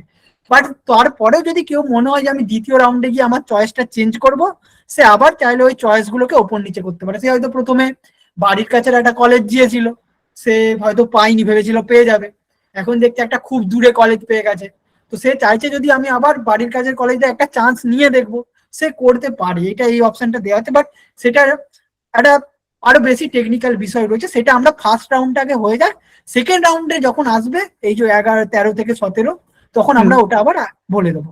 আপাতত খুব বেশি অত কিছু জানতে গেলে মেন জিনিসটাই উঠে যাবে। এখন তোমরা একটা জিনিসে ফোকাস করো, ফার্স্ট রাউন্ডটা, ঠিক আছে? আচ্ছা, বুঝতে পেরেছি। Hello sir. হ্যালো দাদা। হ্যাঁ বলো, একজন বলো, রূপম হ্যাঁ, বলো, তারপর হ্যাঁ আরেকজন। স্যার বলছি, হ্যাঁ বলছি স্যার, আমি ডাব্লিউবি ক্যাপের থ্রু একটা কলেজ পেয়েছি, সেটা অনেকটাই দূরে। এবার এই কাউন্সিলিং চলাকালীন 7 তারিখ থেকে ক্লাস অ্যাটেন্ড করাটা ইম্পসিবল হয়ে দাঁড়াচ্ছে। এবার আচ্ছা। ধরুন আমি কাউন্সিলিং করাচ্ছি বা ফিউচারে এই কাউন্সিলিং এর থ্রু কোনো কলেজ পেলাম না, তো সেই কলেজে যদি পড়তে হয়, সেই 7 তারিখে অ্যাটেন্ড না করলে ক্লাস ফিউচারে পরে আর এইটা তো কোনোদিন। বাচ্চাদের মতো ব্যাপার হয়ে গেল। যখন একটা কলেজ অফিসিয়ালি 7 তারিখ শুরু হয়েছে, 7 তারিখ থেকে থোড়ি তোমার পড়াশোনা শুরু হয়ে যাবে, একটু সময় লাগে, ঠিক আছে? তো প্রথমের দিকে কলেজে ফুল ক্লাস হবে, 8টা করে ক্লাস করতে হবে, এই বিষয়টা না। তবে একদিন অ্যাটলিস্ট কলেজটা যেতে পারো, কি জন্য যাবে জানো? যাতে একজন দুজন বন্ধুদের ফোন নাম্বারটা নিয়ে আসতে পারে যারা পড়বে। তাহলে কি হবে, কি হচ্ছে না হচ্ছে বিষয়গুলো আপডেট পাবে, জানবে। প্রথম দিন কলেজটা অবশ্যই যেও। কি হবে বলতে, সবকিছু জানো আজকের দিনে হোয়াটসঅ্যাপে কমিউনিকেট, একটা হোয়াটসঅ্যাপ গ্রুপ খোলা হলো, সেখানেও যাতে জয়েন্টটা থাকতে পারো। একদিন অ্যাটলিস্ট কলেজটা যাও, একদিন। আর একটা ডাউট ছিল যে ধরুন ডাব্লিউবিজি কাউন্সিলিং একটা কলেজ পেলাম, ওখানে কলেজটা আমি ছেড়ে দিতে হবে, ওখানে কি যে অ্যাডমিশন ফিটা দিয়েছেন ওটা রিফান্ড পাবো? আর যেহেতু তুমি অলরেডি অ্যাডমিশন নিয়ে ক্লাস শুরু করে দিচ্ছ, পুরো ফিটা রিফান্ড হবে না, আপ টু 70 থেকে 80% রিফান্ড হবে। তো ওটাকে তুমি আপাতত নাই ধরে চলো, কারণ ওর যে রিফান্ড প্রসেস 2 মাস পরে। আজকে ক্যান্সেল করবে আজকেই পাবে না, 2 মাস পরে পাবে, ঠিক আছে? তো আপাতত ভাবো যে ওই টাকাটা তুমি ইনভেস্ট করেছো একটা জাস্ট ইন্স্যুরেন্সের মতো, রিস্কটাকে ব্যাকআপ করার জন্য, যদি আমি ডব্লিউবিআই তে না পাই যাতে একটা অন্য কলেজে অ্যাটলিস্ট যেতে পারি। রিফান্ডের আশাটা ছেড়ে দেওয়াটাই ভালো, বাট রিফান্ড পাবে, রিফান্ড প্রসেস অনুযায়ী রিফান্ড পাবে। ওটা ক্যান্সেল কতদিন পর্যন্ত করতে পারবো? আর ওটার টাইম পিরিয়ড রয়েছে, ইউজিসির গাইডলাইন্স অনুযায়ী অ্যাডমিশনের এবং ক্লাস শুরুর 15 দিনের মধ্যে তুমি করতে পারো। আচ্ছা, তার মধ্যে এই প্রসেস শেষ হয়ে যাবে তো ডাব্লিউবিজি কাউন্সিলিং মোটামুটি? তার মধ্যে তো ডব্লিউবিজেই তোমার সেকেন্ড রাউন্ড, অ্যাটলিস্ট ফার্স্ট রাউন্ডটা তো হয়ে যাচ্ছে, সেখানেই তুমি একটা অ্যাটলিস্ট সিনারিও পেয়ে যাবে কি আর কি, মানে যে তোমার চান্সেস আছে না চান্সেস নেই। হ্যাঁ, থ্যাংক ইউ স্যার, এটাই জানার ছিল। হ্যালো দাদা, তারপর আরো বলো। বলছি ধরো আমি 2 নম্বরে যাদবপুরের কোন একটা ডিপার্টমেন্ট দিলাম, ঠিক আছে?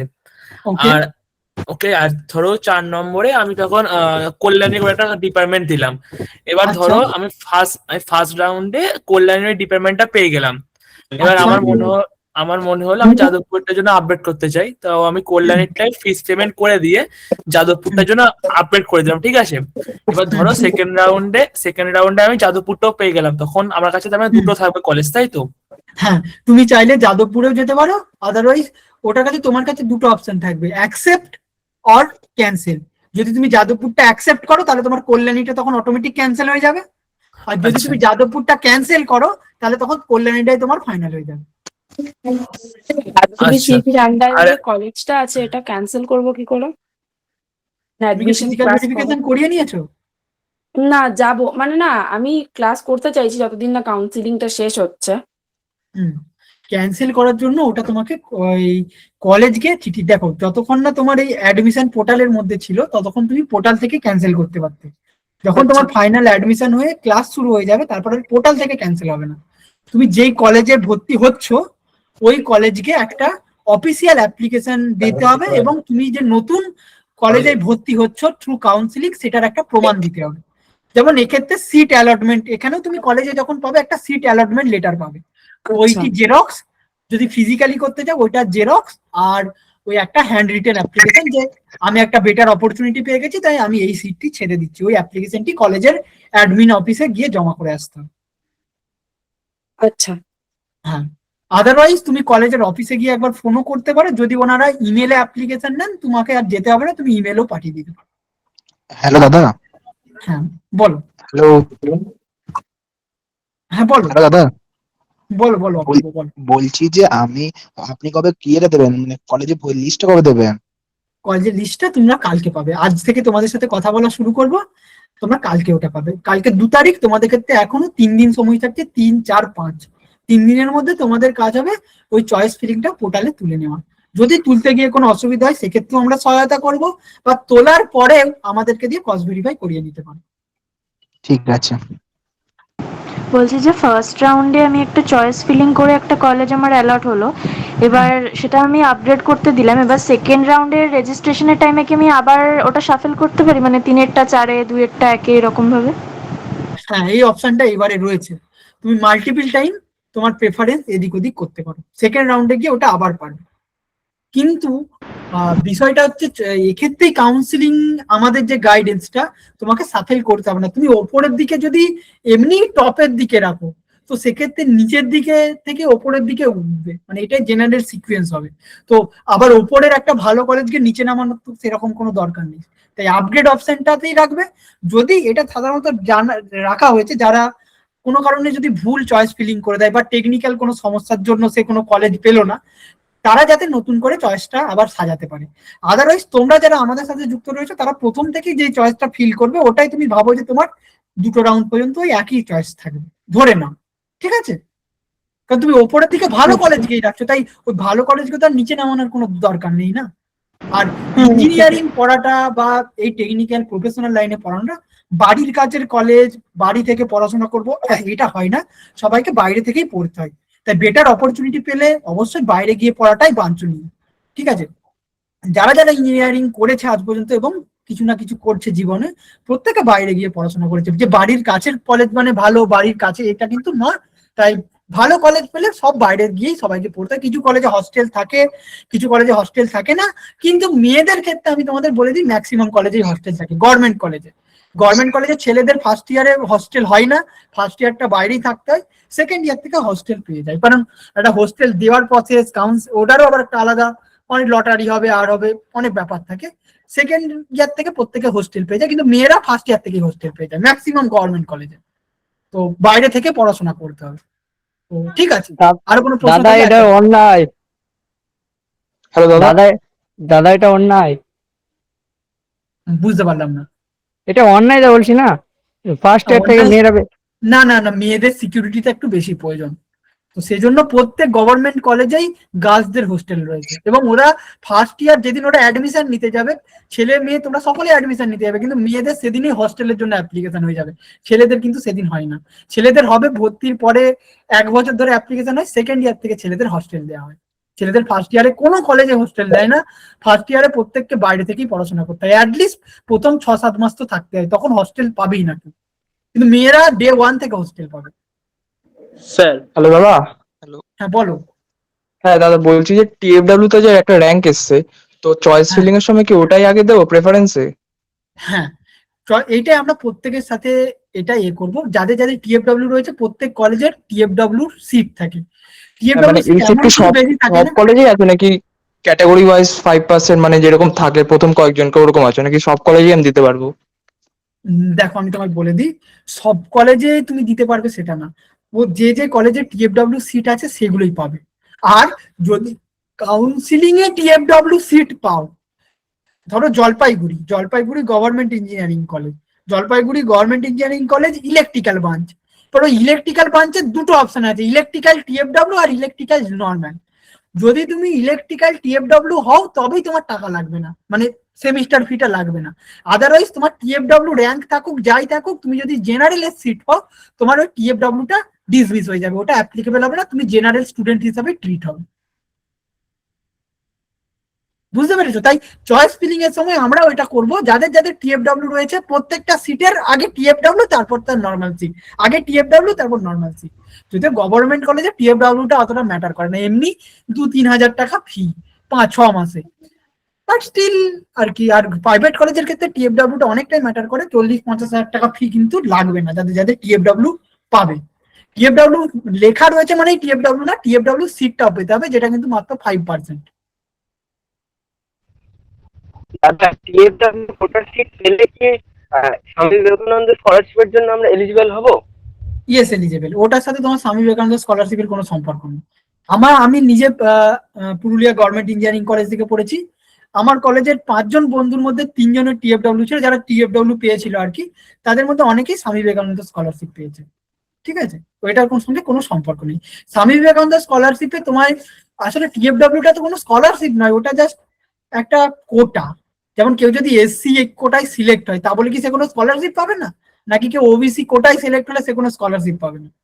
ওটা একটা কোটা, রিজার্ভেশন, ঠিক আছে? ওটার সাথে স্কলারশিপ পাওয়ার কোনো সম্পর্ক নেই। বলছিলাম দাদা, যার টিএফডব্লিউ র্যাঙ্ক যত কম আছে তার সিলেকশন এর হার তত কম নাকি, মানে তাড়াতাড়ি সিলেকশনটা হয়ে যাবে? তার সিলেকশনের চান্স তত বেশি, র্যাঙ্ক যত কম হবে তার চান্স তত বেশি। মানে ধরেন 1000-এর কাছে রয়েছে, ঠিক আছে, মানে হ্যাঁ আমার আগেও তো মানে 1080 জন আছে। হ্যাঁ, তো তারা আগে প্রেফারেন্স পাবে। এবার তারা যদি যে কলেজগুলোই চাইছে, তুমিও যদি সেই কলেজগুলোই চাও, তাহলে কম্পিটিশন হবে। আর তারা সবাই তো সব কলেজের নাম লেখাবে, মানে অ্যাপ্লিকেশন করবে, কিন্তু সবাই তো সব কলেজগুলো পাবে না। তো ওদের পাওয়ার পরে যে সিট ফাঁকা থাকবে তোমার তখন মানে সুযোগ আসবে, ঠিক আছে? তো ওইটা নিয়ে ভাবতে হবে না। ওটা ফেয়ার অ্যান্ড ট্রান্সপারেন্ট প্রসেস, পুরোপুরি সিস্টেম কম্পিউটার জেনারেটেড, কোনো হিউম্যান নয় যে বায়াস ডিসিশন হবে যে আমি রূপমকে দিলাম গোলামকে দেবো না, বা গোলামকে চান্স দেবো রূপমকে দেবো না। যদি ম্যানুয়ালি কলেজে গিয়ে হতো এই বায়াসনেসটা থাকতো। পুরোপুরি সিস্টেম জেনারেটেড, তাই যেমন যে র্যাঙ্ক হয়েছে যে যেটা ডিজার্ভ করে সে সেটা পাবে। আচ্ছা বলছি দাদা, হ্যাঁ অনিমা বলো তারপর আবার রূপম বলবে। বলছি দাদা, আমি মানে আমার ওবিসি দিয়ে আমি এতে ডাব্লিউ এক্সামটা দিয়েছিলাম। এবার আচ্ছা। ওখানে আমার ওবিসি তে র্যাঙ্ক হয়েছে, ঠিক আছে। এবার আচ্ছা। এই মুহূর্তে আমার ওবিসি এ করা আছে, ওখানে ওবিসি এনসেল করা নেই। এবার আমি ধরো এখানে আবার নিউ যে কাউন্সিলিং এর সময় যে রেজিস্ট্রেশন, ওখানেও ধরো ওবিসি দিয়েই রেজিস্ট্রেশন করলাম। এবার ফিজিক্যাল ভেরিফিকেশনের সময় আমি ধরো ওই সার্টিফিকেটটা দেখালাম, ওবিসি এনসেল না দেখিয়ে অনলি ওবিসি যে সার্টিফিকেট ওটা দেখালাম, তাহলে কি ওটা কনসিডার হবে না আমার সিটটা ক্যান্সেল হয়ে যাবে? তোমাকে কনসিডার করবে এবং তোমাকে 1 মাসের একটা নোটিস পিরিয়ড দেবে যে 1 মাসের মধ্যে এনসিএলটা সাবমিট করতে হবে কলেজে। আর ধরো আমি পেলাম দেন কিন্তু অ্যাডমিশন ক্যান্সেল করতে পারে, এটা পুরোপুরি কলেজ অথরিটির হাতে। ওনারা যদি চায় তোমার সিটটাকে ডিসমিস করতে পারে। যদি তুমি ওবিসি লিখে থাকো, তুমি ভেবে নাও আজ থেকে অ্যাপ্লিকেশন করে দাও। আমাদের মুখ্যমন্ত্রী এবং ব্যাকওয়ার্ড ক্লাস ওয়েলফেয়ার ডিপার্টমেন্টকে নোটিশ ইতিমধ্যে জারি হয়েছে। আগে যেটা এনসিএল 1 সপ্তাহ থেকে 2 সপ্তাহ পর্যন্ত লাগতো, আজকের দিনে এনসিএল 1 দিনের মধ্যে হয়ে যাচ্ছে। অনলাইনে অ্যাপ্লিকেশন করে দাও, নিজের যে সার্টিফিকেট নাম্বারটা দিয়ে অনলাইনে অ্যাপ্লিকেশন হচ্ছে এনসিএল, অ্যাপ্লাই করে দাও, 24 ঘন্টার মধ্যে এনসিএল সার্টিফিকেট পেয়ে যাবে। অনলাইনই হয়ে যাবে তাই তো? আর কিছু অফলাইনে কিছু করতে হবে না? না না না না না, অফলাইনে কিছু করতে হবে না। ইনকাম সার্টিফিকেট জানো তোলা থাকে, ইনকাম সার্টিফিকেট কি তোলা আছে? হ্যাঁ, পুরো ভিডিও ভেরিফাইড করা। তাহলে অনলাইনে হয়ে যাবে, 24 ঘন্টার মধ্যে হয়ে যাবে। ঠিক আছে, এটা আমি তোমাকে বলে দিই। প্রত্যেক কলেজের ক্ষেত্রে হ্যাঁ প্রীতা, আমি আসছি তোমার কাছে, একটা কথা বলে দিই। ডকুমেন্ট ভেরিফিকেশন সংক্রান্ত আমি বলছি। কারো যদি কোনো ডকুমেন্ট ইনকমপ্লিট থাকে, মানে ধরো কেউ কোনো ডকুমেন্ট সাবমিট করতে পারছো না, প্রত্যেক কলেজেই তাকে আর একটা সেকেন্ড সুযোগ দেয়। কোনো কলেজে 1 সপ্তাহ দেয়, কোনো কলেজে 1 মাস পর্যন্ত দেয়, বা 15 দিন দেয়। তোমার কলেজের রিপোর্টিং এর পরে তোমাকে ওই সময়টা দেবে, যে ওই সময়ের মধ্যে এসে তোমরা যদি আমাদের ডকুমেন্টটা জমা দিয়ে দাও, তোমার অ্যাডমিশন ক্যান্সেল হবে না, আদারওয়াইজ আমরা তোমাকে ডিসমিস করবো। যেমন আমি এক্সাম্পল দিচ্ছি, আমারই এক্সাম্পল। আমি যখন যাদবপুরে ভর্তি হতে গিয়েছিলাম, ওরা এই যত ছিল, আমার কাছে অ্যান্টি র্যাগিং বানানো ছিল না।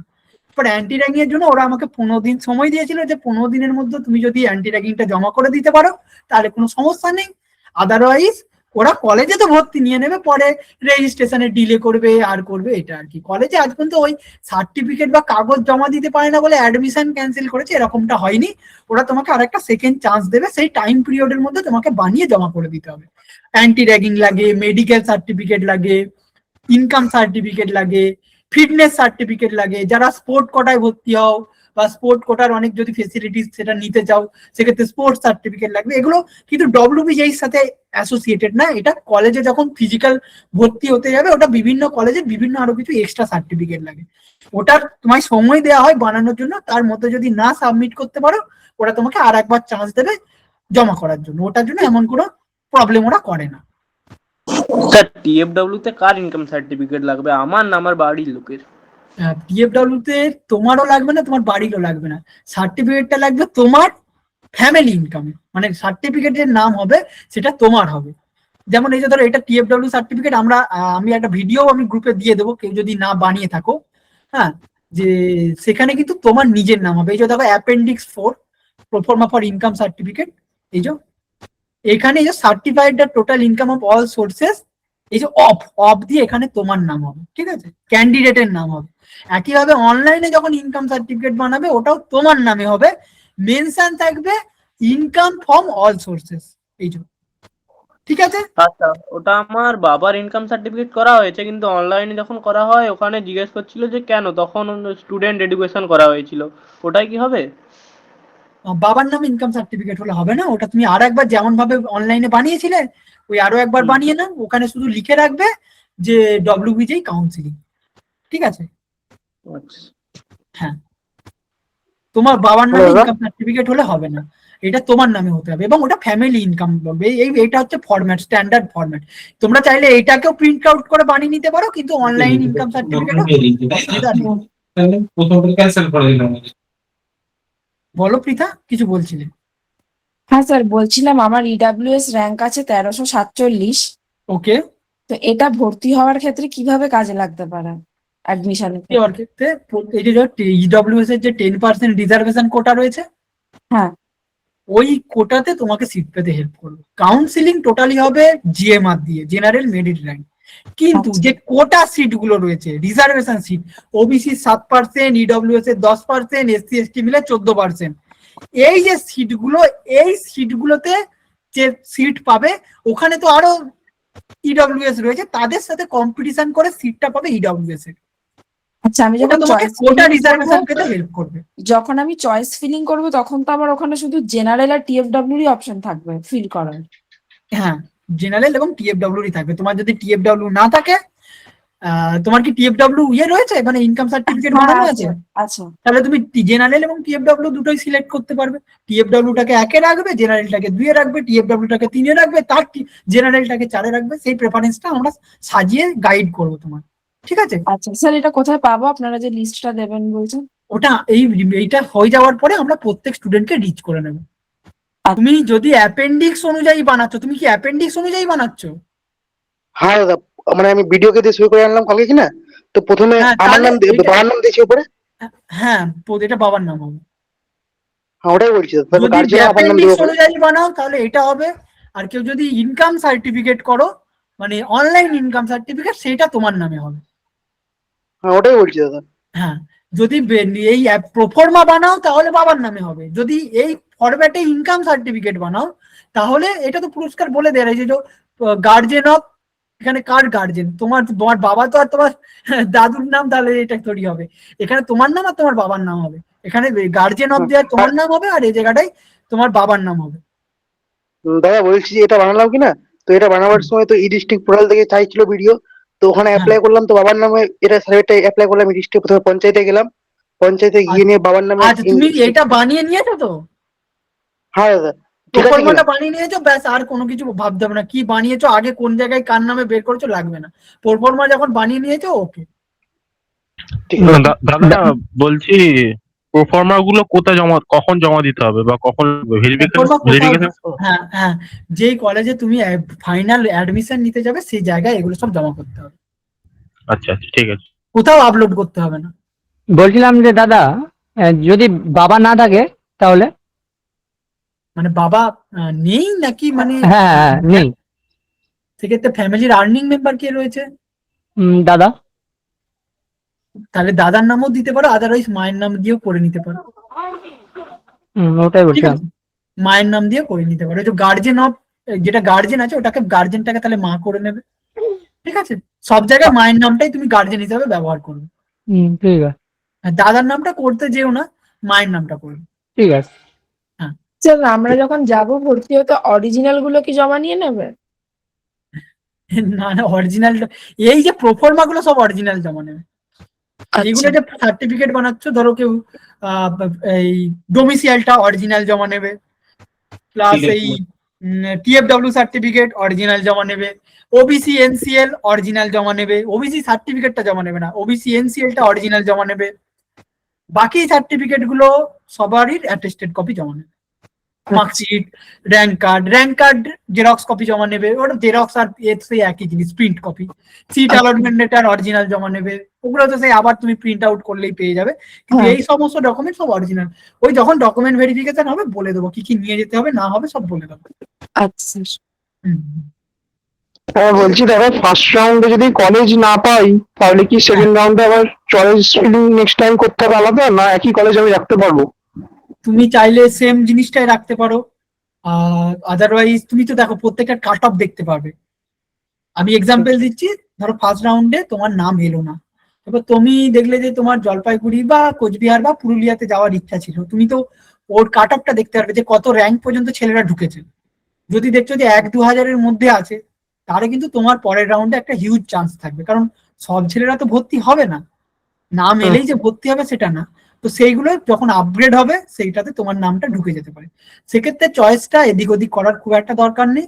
আদারওয়াইজ যদি দেখছো যে হিউজ গ্যাপ, আমার একটা কলেজ চাই, নাহলে কিন্তু কলেজ হাতছাড়া হয়ে যাচ্ছে, সেক্ষেত্রে তখন আমরা চয়েস গুলোকে এদিক ওদিক করতে পারি, কিন্তু আমরা 200-250টা চয়েস ফিল করবো, এর মধ্যে মোটামুটি একটা কলেজ হয়ে যাবে, এটা নিয়ে ভাবতে হবে।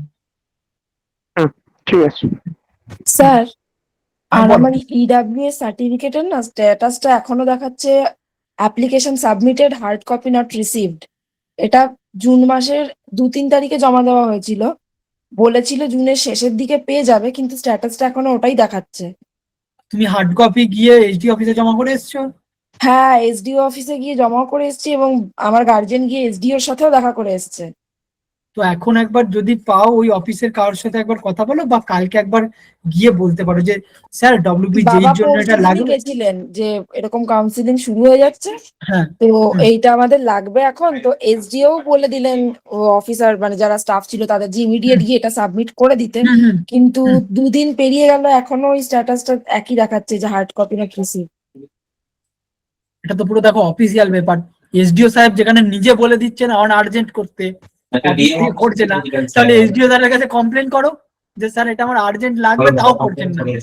হ্যাঁ, কমপ্লেনই করে এসেছি, আমি মেলও করে দিয়েছি এসডিও অফিসে বা ডিএম অফিসে, কিন্তু এখনো তো ওটা এলো সবচেয়ে না। ভালো হবে কালকে যদি চাও একবার ফিজিক্যালি দেখা করে আসো, ওটা এমন কোনো ব্যাপার না, কি শুধু কম্পিউটারের একটা ক্লিকের অপেক্ষায় আছে, হ্যাঁ, কম্পিউটারে ক্লিক করে দেবে অ্যাপ্রুভ হয়ে যাবে, কিন্তু সেটা কিন্তু ওরা যদি করছে না। এটা তো এখন এলো না, যদি আমার ফার্স্ট রাউন্ডে হয়ে যায় আর যদি 7 তারিখে ডাকে, তাহলে সেক্ষেত্রে কি হবে?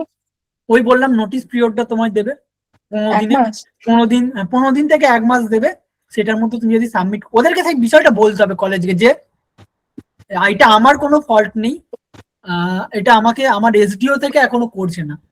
তুমি তাদেরকে রিসিভ কপি দেখাতে পারবে, পোর্টাল দেখাতে পারবে, ওরা তোমায় একটা সময় দেবে, সেই সময়ের হ্যাঁ, মধ্যে আমি ওদেরকে দেখিয়ে দিতে পারবে। স্ট্যাটাসটা দেখালে হবে যে application submitted, hard copy not receive? হবে বললে গ্যারেন্টি কিছু নয়, বাট প্রত্যেকে তো একটা মানে ইয়ে রয়েছে, একটা মিনিমাম সহানুভূতি তো রয়েছে রে বাবা, একটা ছাত্রছাত্রী শরীর সিটটা ক্যান্সেল করবে, তো সেটা ওনারা একটু সহানুভূতি দেখান। আর তুমি চেষ্টা করো যে কালকে একবার যাওয়ার।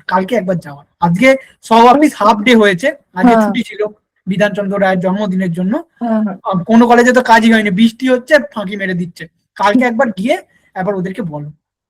আচ্ছা।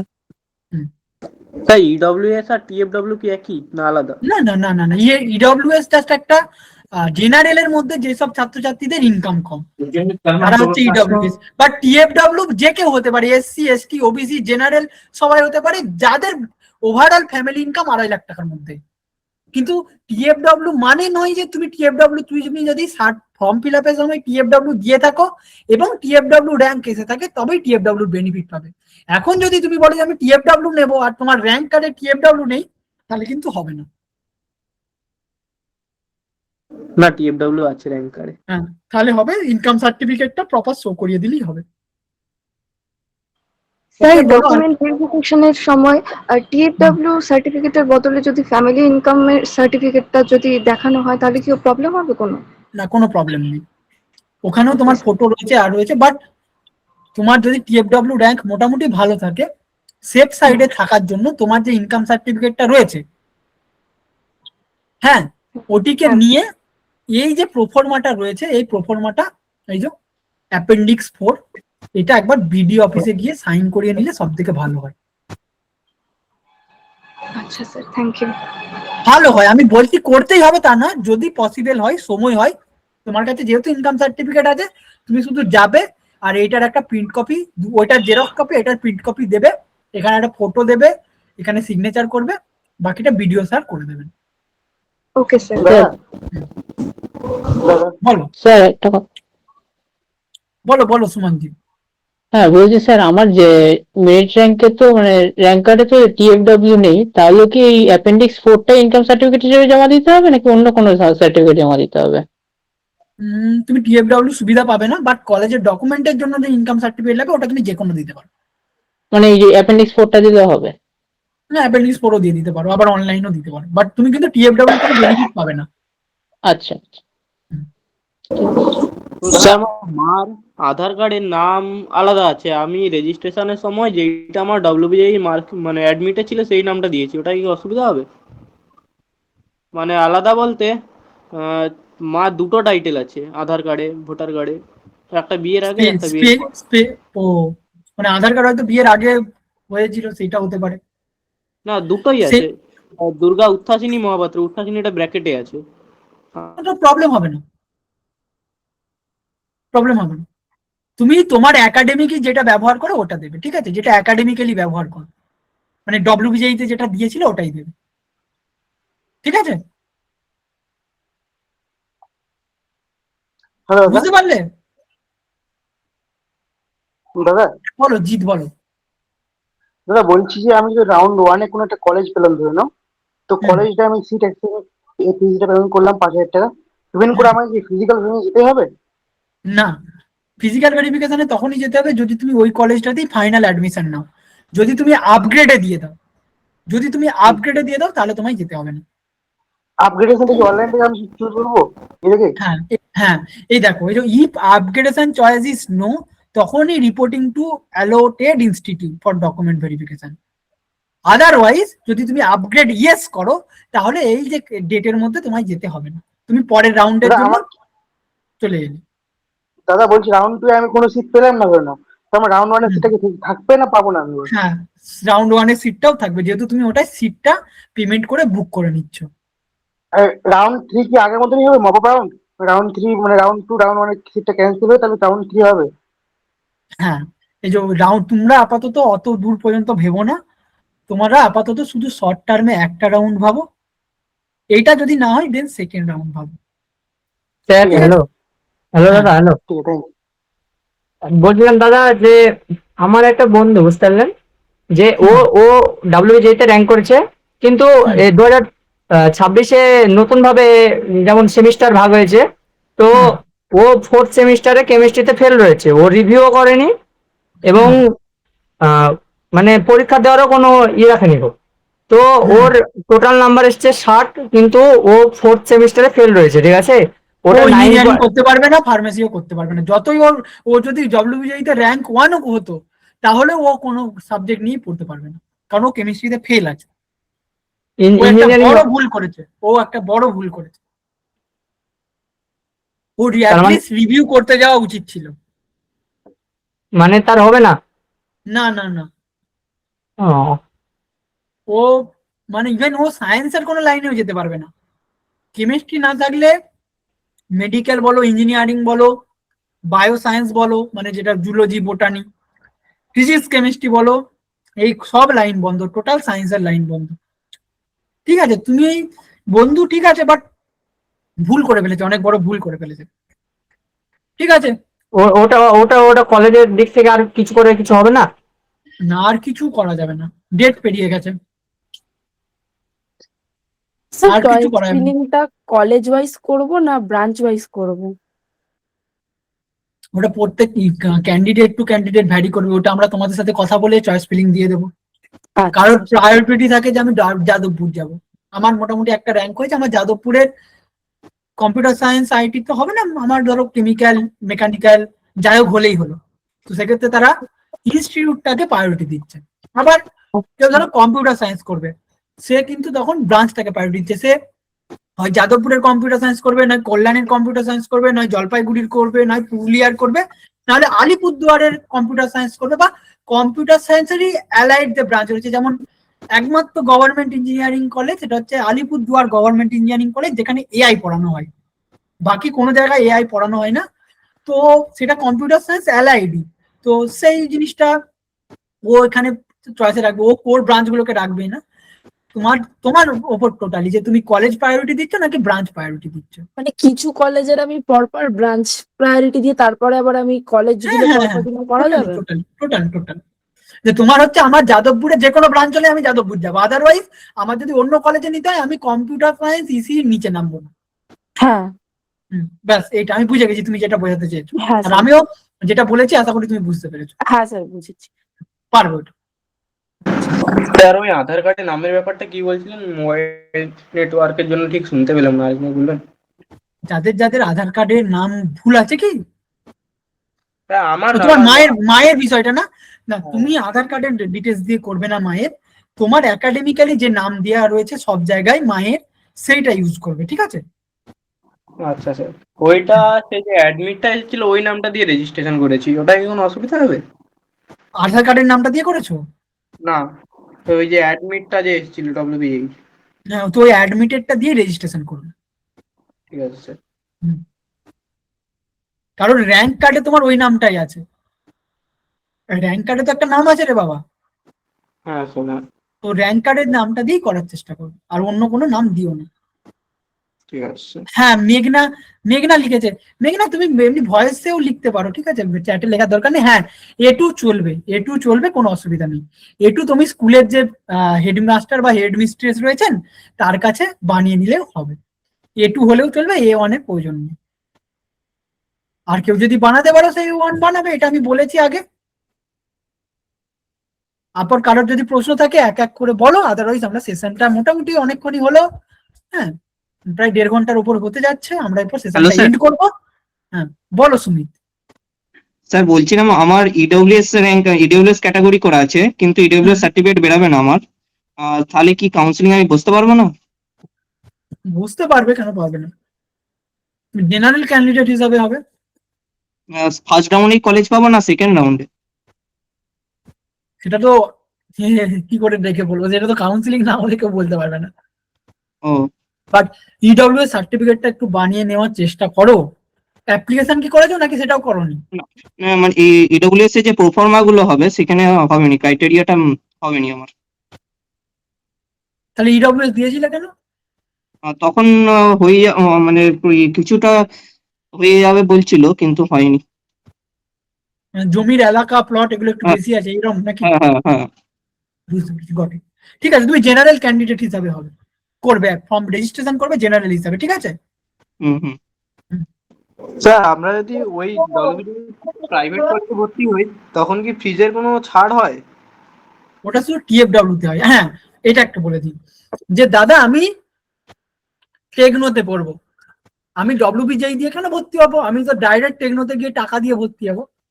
এক্ষেত্রে তোমাদেরকে আমি সকলের জন্যই বলি, WBJEE তে যদি তুমি থ্রুতে ভর্তি হও সেখানে ফি নির্দিষ্ট, তোমাকে কলেজ বেশি টাকা নিতে পারে না। যেমন 50,000 টাকা সেমিস্টার ফি, 50,000 টাকার 1 টাকাও বেশি নিতে পারে না কলেজ।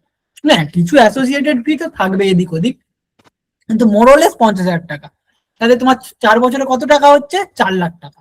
কিন্তু ওই 4 লাখ টাকার সিটটা তুমি যদি টেকনোতে গিয়ে ডাইরেক্ট অ্যাডমিশন নাও, প্রায় 10 লাখ থেকে 12 লাখ টাকা পর্যন্ত, ইভেন 8-9 লাখ টাকা তো অ্যাটলিস্ট হবে। কারণ মাল্টিপল জায়গায় কমিশন থাকে, দালালের থ্রুতে যাবে, সেটার কমিশন আছে, আরো অনেক ব্যাপার রয়েছে, সেগুলো বলাটা ঠিক নয়। তো এইগুলো থাকে। তো WBJEE তে থ্রুতে তুমি যখন যাচ্ছ, তুমি একটা এন্ট্রান্সের মেরিটের থ্রুতে যাচ্ছ, এতে তোমার কলেজের ফিটা অনেকটাই কম লাগবে। আর দ্বিতীয় ব্যাপার, তুমি অনেক জায়গাতেই সুযোগ সুবিধাটা পাবে, বিশেষ করে যেমন স্কলারশিপ, যেখানে মেরিট র্যাঙ্কের থ্রুতে যাচ্ছ, তো ওইটা পাবে। পরবর্তীকালে তুমি ধরো এখন TFW পেলে না, পরবর্তীকালে আরো একটা আমাদের গভর্নমেন্টের স্কিম হয়, আমি তোমাদের সেটা দেখিয়ে দিই। যেমন বর্তমানে সেটার অ্যাপ্লিকেশন চলছে, WBFS বলা হয়, ওয়েস্ট বেঙ্গল ফ্রিশিপ স্কিম। এইটার মাধ্যমে যারা যারা প্রাইভেট কলেজে পড়ো তারা কিন্তু সেই ফিটা ডিসবার্স করা যায়। আমি তোমাদেরকে দেখিয়ে দিচ্ছি সেটা, পোর্টালটা। হ্যাঁ, এটা হাফ ওয়েবার হয়, মানে তোমার যদি 50,000 টাকা হয়, 50,000 টাকা তোমাকে দিতে হবে না, 25,000 টাকা তোমায় দিতে হবে, 25,000 টাকা তুমি দেবে, 25,000 টাকা গভর্নমেন্ট দেবে। স্ক্রিনটা দেখা যাচ্ছে আমার? নতুন যে পোর্টালটায় ঢুকলাম, এই যে submission of application for West Bengal ফ্রিশিপ scheme 25-26, এটা আগের বছর যে দাদারা ভর্তি হয়েছিল তাদের এখন অ্যাপ্লিকেশন চলছে। তো এইটার মাধ্যমে দেখো লেখা রয়েছে merit rank in state level বা ন্যাশনাল লেভেল এন্ট্রান্স এক্সাম। এই মেরিট র্যাঙ্কটার থ্রুতে তোমরা যদি প্রাইভেট কলেজে ভর্তি হচ্ছ এবং 2.5 লাখ টাকার মধ্যে যদি ইনকাম হয়, সেক্ষেত্রে প্রাইভেট কলেজে পড়ার পরেও তোমরা কিন্তু কিছুটা টাকা সরকারি সাহায্য পাবে। কিন্তু এটা যদি তোমরা ডাইরেক্ট অ্যাডমিশন নাও সেটা কিন্তু হবে না। হ্যাঁ, আদারওয়াইজ ইঞ্জিনিয়ারিং পড়ার জন্য 60,000 টাকা স্কলারশিপ রয়েছে, সেটা যদি কেউ পায় তখন এটা পাবে না। এইটা যেমন এই যে দেখা রয়েছে West Bengal Swami Vivekananda merit cum scheme, এটা যদি পাও তখন এইটা পাবে না। আদারওয়াইজ কেউ যদি কোনো কিছু ধরো পাচ্ছ না, তখন এইটার মাধ্যমে একটা কিছুটা টাকা সরকার দেয়, যদি এইটার মাধ্যমে তোমরা WBJEE মাধ্যমে যখন ভর্তি হচ্ছে। কিন্তু যদি TFW র্যাঙ্কে অ্যাডমিশন না হয় তাহলে এটা পাওয়া যাবে? হ্যাঁ, এটা সম্পূর্ণ আলাদা, ভালো করে দেখো। Candidate selected under TFW and All India Council of Technical Education or SBMCM, এই পয়েন্টটা একটু দেখো। এইটা দাদা হলে বলছি যে- তোমার তবেই এইটার জন্য তুমি এলিজেবল। টিএফডব্লিউ হয়ে যাচ্ছ তাহলে আর আবার কি, মানে টিএফডব্লিউ হয়ে যাচ্ছে মানে টিএফডব্লিউ কোটাতে আছে, টিএফডব্লিউ সিট পেয়ে গেছো, তখনই এটা আর পাবে না। আদারওয়াইজ টিএফডব্লিউ করা রয়েছে, টিএফডব্লিউ সিট পেলে না, তখন এটার জন্য এলিজিবল হবে, পরের বছর এলিজিবল হবে। এটা এখন 25-26 অ্যাপ্লিকেশন এখনো চলছে, তোমরা হচ্ছে 26-27 পরের বছর অ্যাপ্লিকেশন হবে। আমার টিএফডব্লিউ তে 8,700 সামথিং আছে র্যাঙ্ক, তো টেকনোতে কি হবে? Techno main Salt Lake. না না হবে না, এই বিষয়টা আমি এখানে বলছি না, এটা তোমাকে পার্সোনালি আমি বলবো পৃথা, বাট ওই র্যাঙ্কে টেকনোতে হবে না। ঠিক আছে দাদা দাদা বলছি তাহলে কখন কখন দিবা এটা চয়েস লিস্টটা কখন দিবেন? তখন আমি তোমাদের সবাই বললাম রেজিস্ট্রেশনের কাজটা এগিয়ে রাখতে, সকলে রেজিস্ট্রেশনটা করে নাও। এরপর আমি প্রত্যেকের সাথে ইন্ডিভিজুয়াল বসবো, হ্যাঁ, বা আরো যে আরেকজন দাদা রয়েছে কোচবিহারের, ও বসবে, আমরা একে একে স্টুডেন্টের সাথে বসে ওইটা বানিয়ে কালকের মধ্যে তোমাদের সবাইকে ইন্ডিভিজুয়াল চয়েস লিস্ট দিয়ে তোমাদের আবার সাবমিট করে চেক করে দেবো, ঠিক আছে? চয়েস ফিলিং এর আগে একটা ভিডিও বানিয়ে দেবেন। ভিডিও বানানো যায়, বাট এটা ভিডিও থেকে মনে হয় আমরা তো লাইভ আসছি, যদি কোনো প্রয়োজনে আমরা আরেকটা লাইভ করে নেবো। আসলে ভিডিও বানানো কেন যাবে না জানো, অনেক পার্সোনাল ইনফরমেশন থাকে যে স্টুডেন্টেরটা আমি নিয়ে দেখাবো, তা আমরা যতই ব্লার করে দিই বাট স্টিল কিছু প্রবলেম রয়ে যায়, এই জন্য এগুলো আমি লাইভ ভিডিও দেখাতে পারবো না। বাট হ্যাঁ, তুমি যেহেতু বললে অবশ্যই সাজেশনসটা নেবো, চেষ্টা করবো। বলছি দাদা, এই যার যার কেমিস্ট্রিতে ব্যাক আছে তার কি একবারই হবে না স্যার? না না, ওর কেরিয়ারটা সায়েন্স ফিল্ডে স্টপ হয়ে গেল, কিছু করার নেই।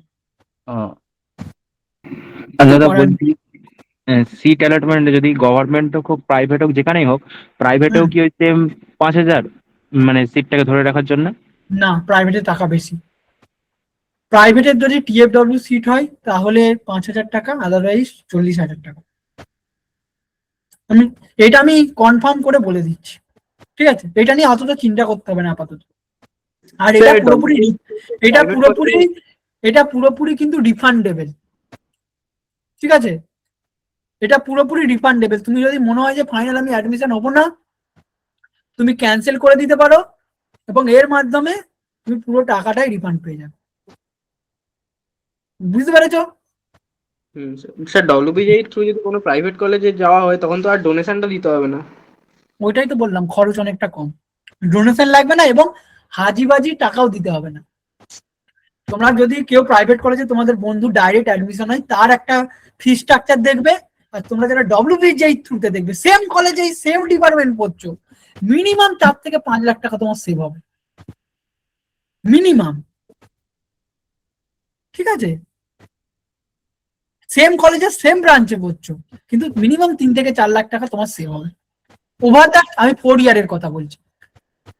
হ্যাঁ সুমন, আমি দেখো সুমন যেটা লিখেছে, দাদা আমি ডব্লিউবিজের সাথে জেই মেনও অ্যাটেম্প করেছিলাম, জেই মেনের র্যাঙ্ক ভালো আসেনি। হ্যাঁ, এটা আমি দেখো আমি শুরুতে এটা বলে দিয়েছি, যাদের জেই মেন অ্যাটেম্প করেছিল কিন্তু র্যাঙ্ক সেরকম আসেনি, তোমরা শুধু ডব্লিউবিজেইটা দিয়েই করবে, জেই মেনটা দেখার কোনো দরকার নেই, ওটার জন্য আরো 2টো ডকুমেন্ট এক্সট্রা দিতে হবে, আর একটু কমপ্লেক্সিটি বাড়বে। আর জেই মেন দিয়ে মিনিমাম যদি 1.5 লাখের মধ্যে র্যাঙ্ক না হয়, ওটা কোনো লাভ হবে না। তো সেক্ষেত্রে সবাই শুধু ডব্লিউবিজেইটা দিয়েই করবে, ঠিক আছে? ঠিক আছে, তাহলে সেশনটা এখানেই এন্ড করলাম। স্যার যদি ভিডিওটা করেন একটু রাত 9টার মধ্যে একটু করার চেষ্টা করবেন, আর যদি ভিডিও না করেন তখন নিজেকে করতে হবে। হ্যাঁ হ্যাঁ, ঠিক আছে, তুমি এটা বললে আমি অবশ্যই এটা সাজেশন নিলাম, চেষ্টা করব। ওকে, ঠিক আছে, তো বাই এভরিওয়ান।